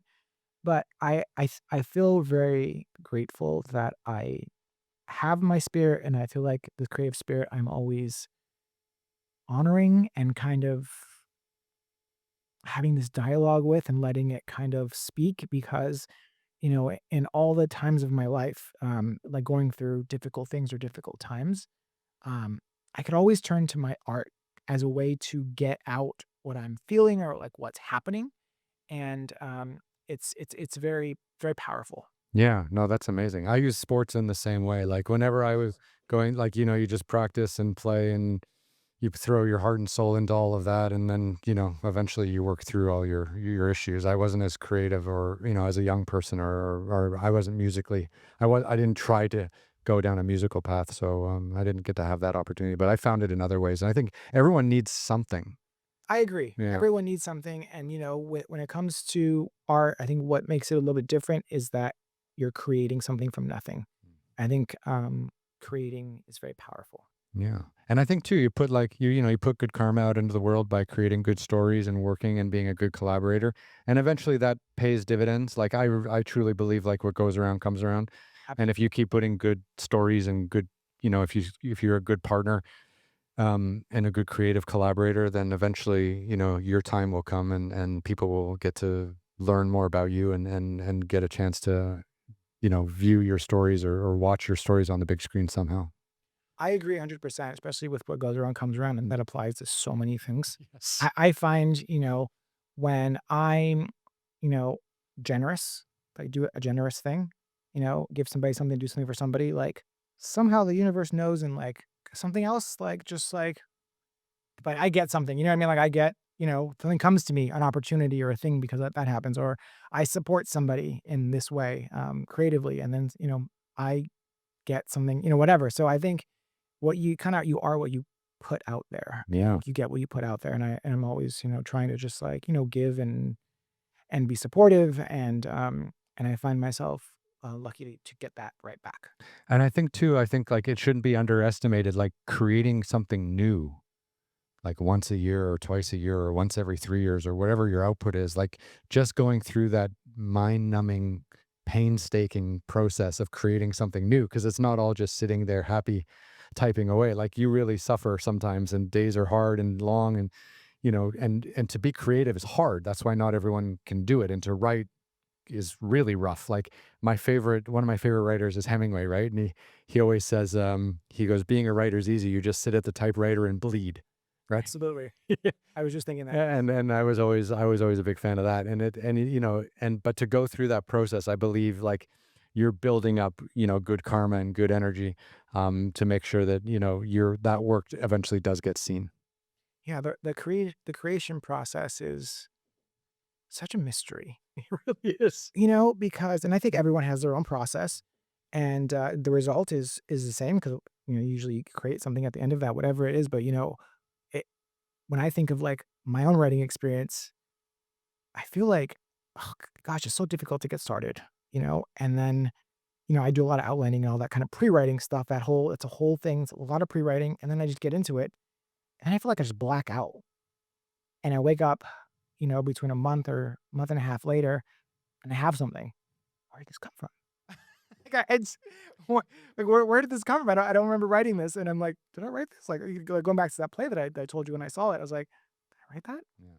Like, so You're in the it's zone. You block out everything. block out everything, and you're really I think we're tuning into something, um, that is very primal and that we can't really describe, but it is in our human nature to tell story. Yeah. Going Well, back to the well, how hard is it to block out everything? Like, because we live. Like, I've always been amazed. Like, I don't write really myself. I've written some books about my adventures, but they're kind of autobiographical. But how hard is it for you to like turn off the internet on the computer you're working on, turn off the messaging on your phone, like turn off everything and just sit for like 8 hours and bleed at the typewriter or the computer? Like, how hard is it for you to like shut out the rest of the world? Like, what's your trick? first of all, I don't write for 8 hours. I could not write it for 8 hours. When I'm writing something, I typically write at the end of my day, Mm. and it's between an hour and 2 hours because that's all my brain can do, and it's usually less of a time limit, more of like a page goal. So I'm like 3 pages a day is what I kinda when I'm writing, Okay. 3 pages a day. And, I love tuning everything out. Mm. I love, putting on either some music to get me in the mood of what I'm writing. Oh, that's a nice creative way to do it. Yeah. Yeah, my partner taught me that. And, also putting in some white noise to tune things out and, to just go into that whatever it is I'm doing and hope for the best. And, when I've reached my goal, and I usually, 9 times out of 10, I make my 3-page goal. Then I'm like, "Alright, I did it," and and I'm back. And then sometimes on really good days, and I have these days, 2 to 3 times in a writing when I'm writing something new, this happens 3 times where, okay, I wrote the 3 pages, but I'm feeling like I could write a little bit more. And man, on those 5-page days, 8-page days, 10-page days, 12-page days, oh my gosh. Mm. Those are my favorite days because I just did 3 or 4 days worth of work Yeah. in one session. And I don't know where that energy came from because I'm always tired at the end of my day because I have a day job that I work. Um, but yeah, so I think it's hard in general to tune things out, but when you're doing it with a purpose in mind like that, I think I can't wait to do it. You know what I mean? Yeah. No, that's so beautiful. It's always interesting to like listen to someone creative and figure out like what their process is and, how they feel on certain days and how they're able to, get it done. Like another writer friend of mine, he wakes up at 5:30, has coffee, doesn't eat, and then he writes from 6 a.m. till 9 a.m. God bless him. and turns everything off, and the whole world is quiet, and he just does his thing. And then at 9 he goes out into the work, he does his whole thing, and engages with the universe. But for those like 3 hours every morning, he's able to kind of shut it down. And I always love it. Like, some people stay up all night, and it's always interesting to like see everyone's different path. Yeah, I think there's no right way to do it as long as you're right. As long as you get shit done. Well, you get shit done. I don't care how you got there. You know Yeah. what I mean? So, moving forward over the next couple months, as people listen to this podcast and start to follow you, you know, is there anything you're working on specifically that you think might come out, or you kind of working on anything that someone might be able to follow up on, after they listen to this podcast? Sure. I would say two things. One, so I have a short film out, but it's not, anywhere anybody can watch it yet because we're still doing the festival circuit. So that's exciting. That will be out soon at some point. But Are you using Film Freeway for that? yes. Yeah. Yeah. So Very, very good service, isn't it? yeah. Not a sponsor, but they're fucking amazing. Yeah. No, they have a lot of great stuff. So yeah, we've just been submitting on there, which is great. And, aside from that, I have, if anybody's looking for some scripts, I write in the horror thriller space. I have, should I go over like just really quickly what the scripts are that I have? I would love to. Yeah, please. Yeah. So people can kind of know. So I have a horror thriller, Slaycation, we talked about earlier. Group of girls go to a Airbnb in Joshua Tree and invite some random guys over, and shit goes down, and it's a struggle for survival.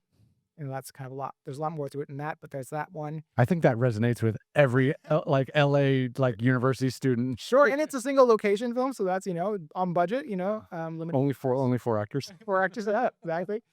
So I have that one out. I have a wild and funny, quirky horror comedy about a community that's overrun by peacocks who begin attacking this community. So that's it's called Pretty Birds. It's a fun one.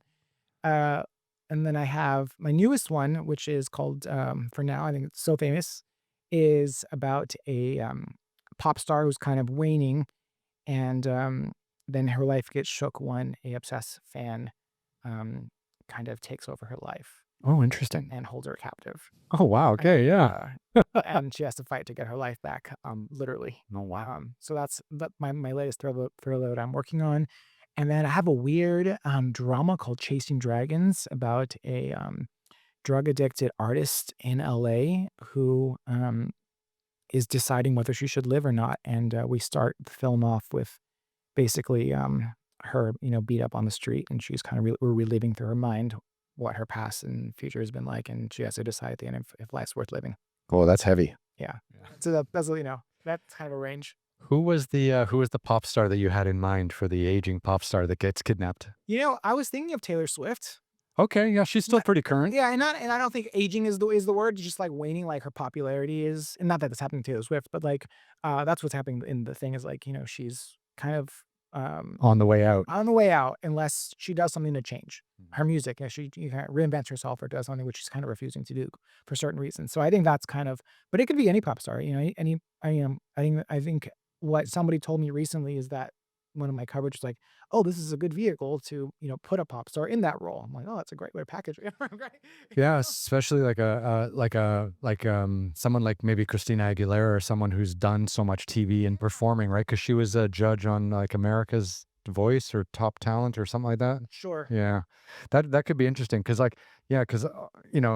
aging pop star or someone who's kind of fading, they would jump at the chance to be in a movie that would Yeah. maybe star, as a vehicle to help them get back on, in front of the audience, right? That'd be interesting. Yeah, it'd be Yeah. interesting. So we'll see where it goes. But I think my focus is next year is going to be I'm going to write a play. I'm going to start my year off with a play, Nice.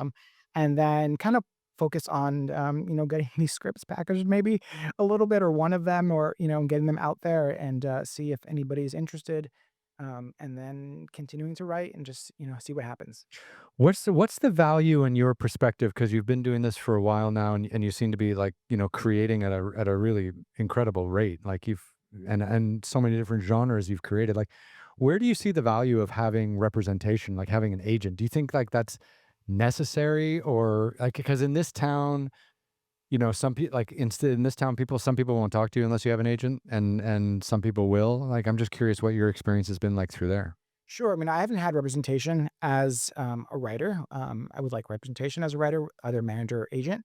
But I think, in a general sense, it can be helpful in the sense that it will get you through doors that you can't get through yourself. Like for example, as a playwright, I would love an agent to submit to theater companies that only take agent submissions. Mhm. That would get me to these theater companies that I do think my work would resonate with, but they won't see it otherwise. You know, having a manager or agent for screenwriting would be great. Not only for my scripts, I think yes, we would probably still have to do some packaging, honestly, believe it or not, and get them out there. But also, I think getting from me, I would love to have an agent to actually, because I want to do assignments. I would love to take on an assignment where it says like, hey, we have this IP. We think you'd be a good person to adapt it. Like, Oh, that'd be wild. yeah, so Wow.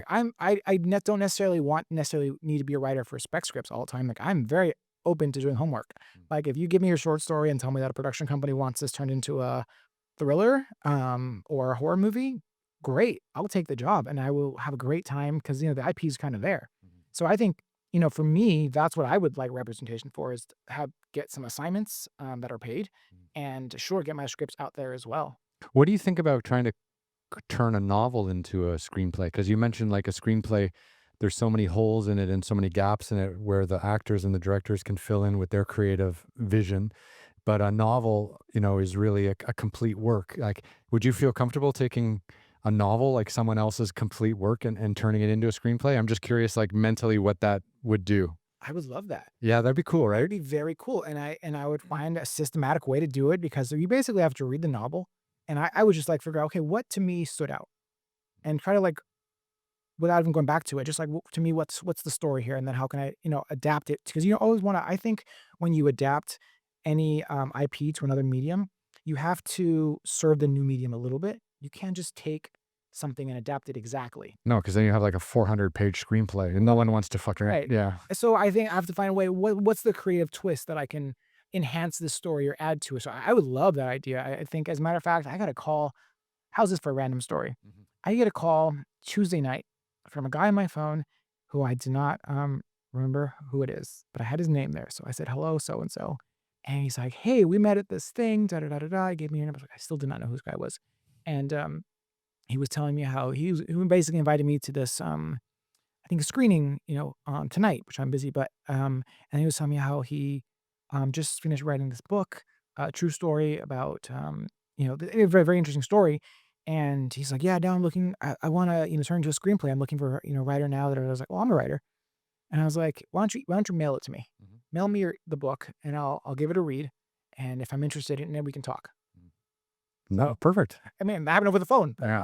from a random guy that I think I met 2 years ago, who just called me, and his novel seemed intriguing, and I said, "Oh, I'll give it a read, and we can kind of go from there." Yeah.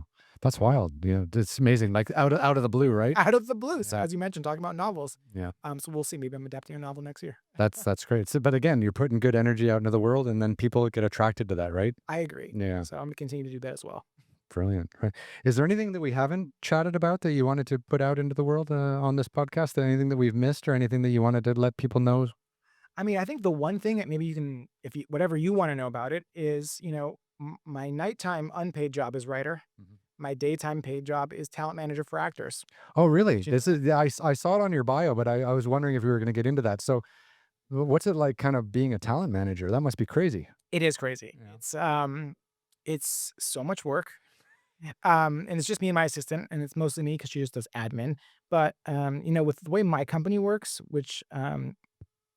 the way my company works, it makes it more work for me, because I really care about these artists, and I do a lot for them that pretty much no other manager would do. And I'm really in the business of building and developing careers, not taking somebody that I just got on my roster and trying to turn a profit as fast as possible. Mm. I find that only can work, a very small percentage of the time. But I focus on taking somebody, um, wherever they are in their career, What creative genre are we talking? Are they actors or all actors. musicians?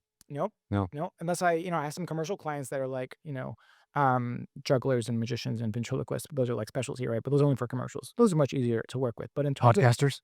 of potentially, yeah. But for the serious actors, when I take on a client, it's very serious, for me, because it's gonna be a lot of work that I don't get paid for. And I kind of look at that person and where they are right now and where they want to go. And I put together a very custom strategy plan for them. And I basically help them execute it over the next couple of months and get them to a place where they are a better actor because I tell them which acting classes they need. I know a lot about acting now because of my experience working in musicals and also spending a lot of time in acting classes in the last couple of years. So I was like, you need this class. And then, I help them with marketing and just so that their packaging and materials is very cohesive to a casting director. And the casting director can look at their profile and say, oh, I understand this person instead of like an actor who's like trying to be everything. And it's like, I don't get this person. Right.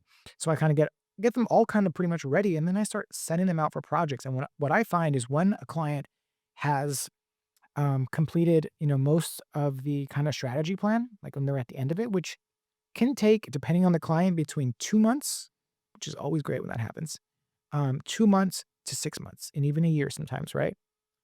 After that, when I send them out for auditions, we're getting them back and we're getting results. That means callbacks and bookings. We, as a company right now, I think we're on a 97-day booking streak. Oh, wow. Congratulations. That's amazing. Yeah, we beat our record of 6 to 9, and I'm trying to get to 100, which I think we're going to make. Fuck, you're really busy apart from the writing. Yeah. I mean, that's what I do all day. I wake up, 9 to 5, 8 to 5, and I basically talk to you on the phone, emails, phone calls, submissions, and pitches and all that kind of stuff. And then I, have dinner. And then if I'm writing, I go into my writing zone from like 7 to 9, 7 to 10, something like that. I don't know how you have the energy after a full day of work to write. Every day's different. Like some days, Mondays are always the hardest. And I will say there are Mondays when I'm like, okay, I'm going to write tonight. And I get to Monday night and I'm like, what happened? You can't force it, can you? I can't. You Yeah. can't force it. So I was like, I'm just going to relax tonight, get myself set up for success for tomorrow. So I'll just take a nice relaxing night. And because that happens often because you're right. And I'm talking to people all day. Yeah. That's my job. And you got to be nice to yourself.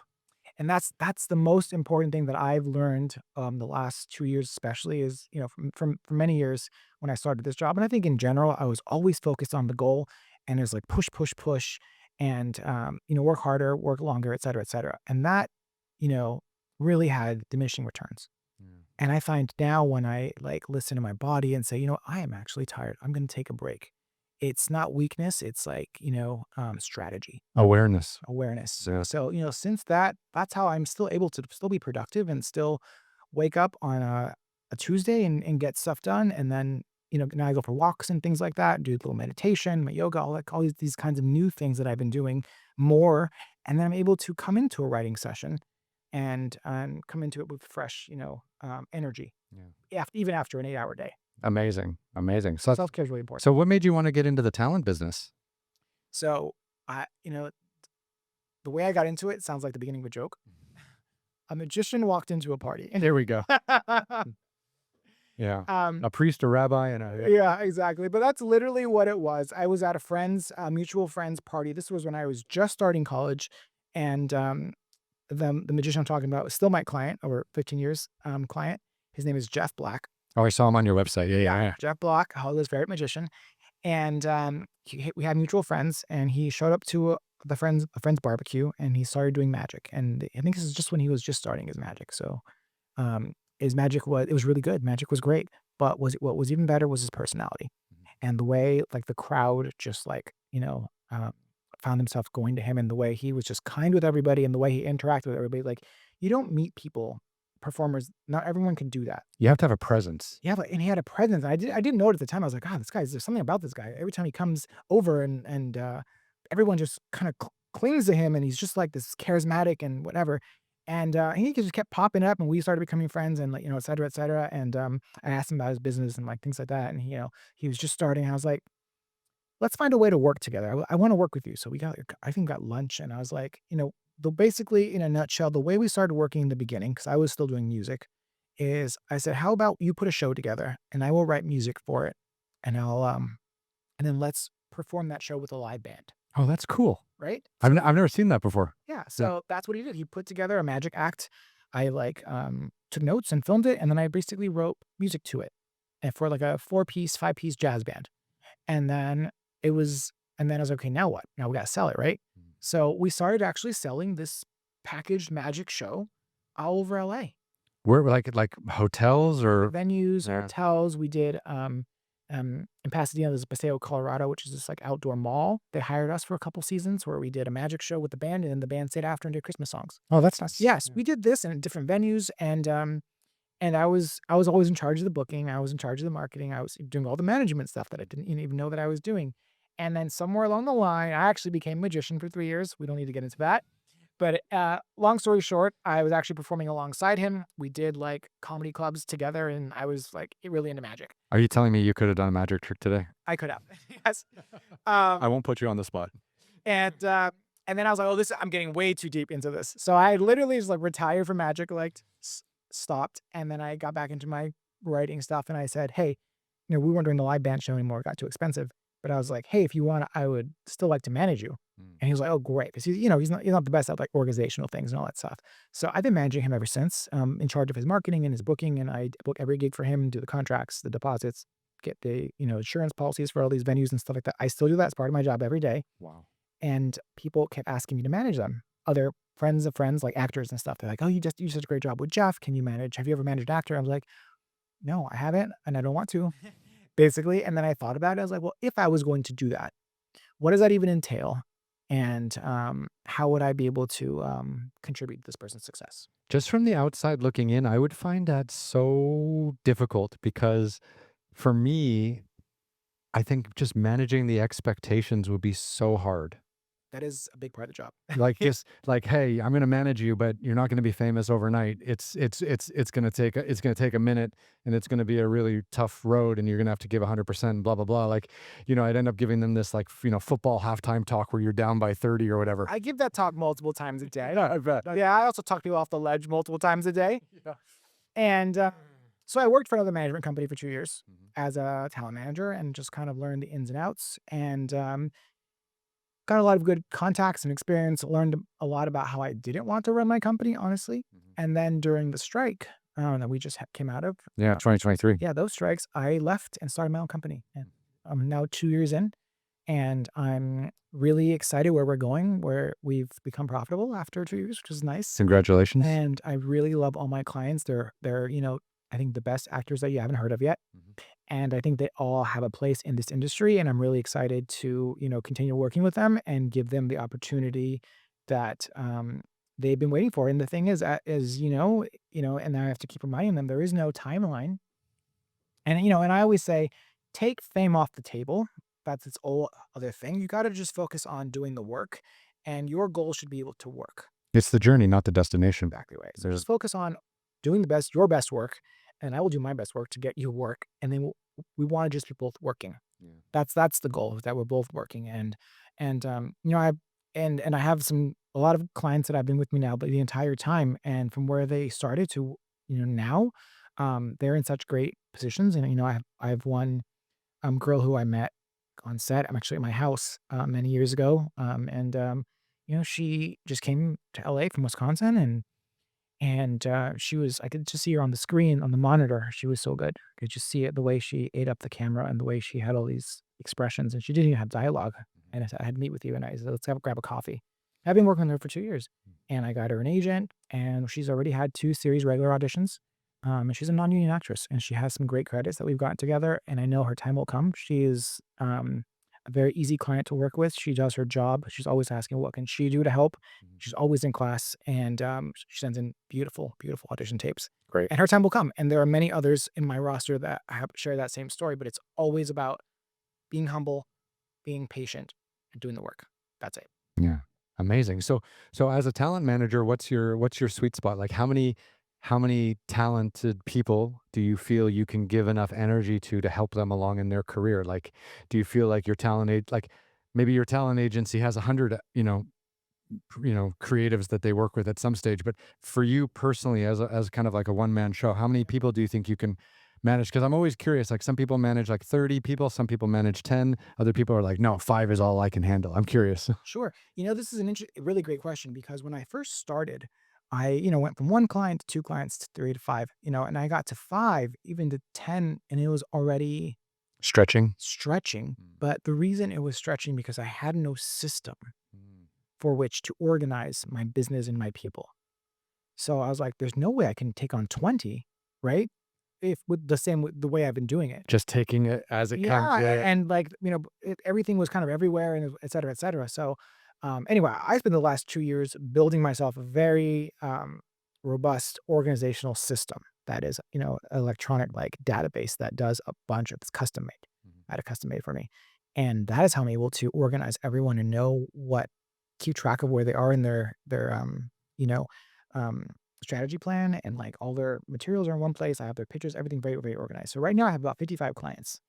And I 55. 55. That's amazing. Yeah, 55, and I know every one of them, and I keep track of everything, and it's no issue, and I can probably get another 50 more if I wanted to, and maybe little by little, some come, some go, but, because of the system that I built, it's very easy for me to keep track of everyone, and, yeah, so it's yeah, I think, again, going back to just having organizational systems, and what's funny too is I kind of approached my management company like I would a class.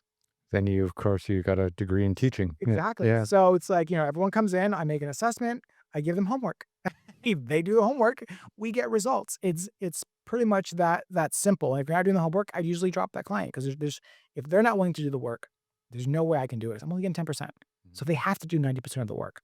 And if they can't do simple things, I think there's so many actors in this town and there's so many talented actors. What makes the difference between the ones who are always working and the ones who never really find it is the ones who are always working, even before they were like on set working, they were offset working, Hustling. hustling. They were being in class, always learning and growing, and they were positive, and they were waiting or expecting things to happen for them. They were, being patient. Like, okay, I did, 5 auditions last year, Mhm. but I was in class the entire time. So that when the good audition came, the big one, they were ready for. So it's always about preparation and just being patient because, especially with acting, to make a full-time job as an actor, especially now, is very, very difficult. So you have to like know what your expectations are, and you have to also just enjoy it and do other things. And yes, you will get your opportunity, but you need to be ready for it. Mhm. That's good advice. Yeah. No, that's insane. Wow. And then you sit down at and write at night, your horror movies or your quirky films. Like you're full on. You're doing a lot. I'm doing a lot. I'm surprised you're here on the podcast. You should be writing. I'm excited to be here, because I'm not in the office. Like, here we are, 4 o'clock or whatever time it is now. And I was like, oh, great. I have a great reason to be out of the office today. Mhm. And I have my assistant on the desk, and I'll come back home later and, do what I need to do. But it's like, I love getting out of the house. It's my favorite thing. And now once a week, I started doing like a work session at a cafe. Okay. So that's been like my favorite part of the week. I have to get out of the house because, it becomes a little bit claustrophobia.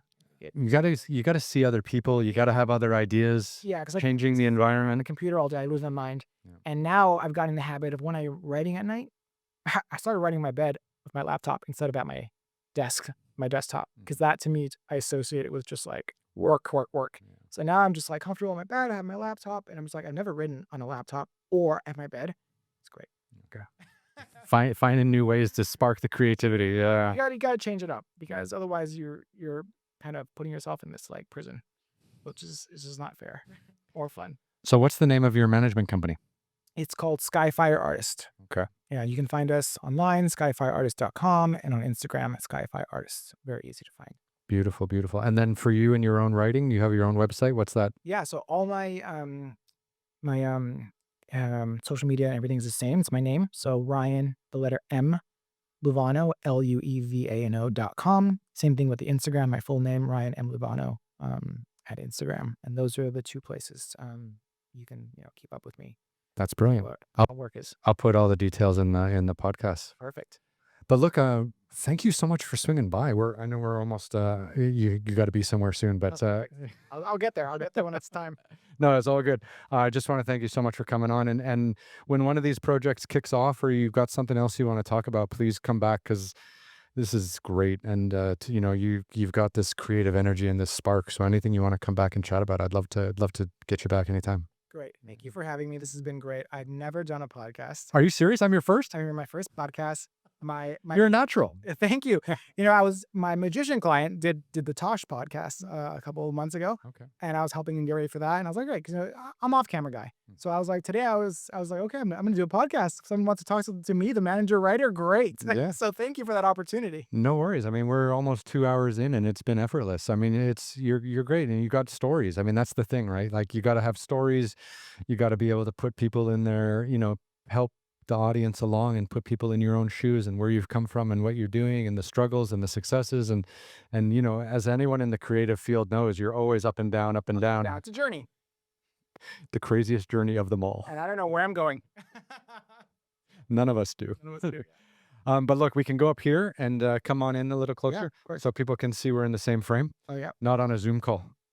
Ryan, great to meet you. Great to meet you as well, And Ryan. thank you so much for coming on, and please do come back anytime. Thank you so much. Been a pleasure. And watch this. We fade to black, and that's it.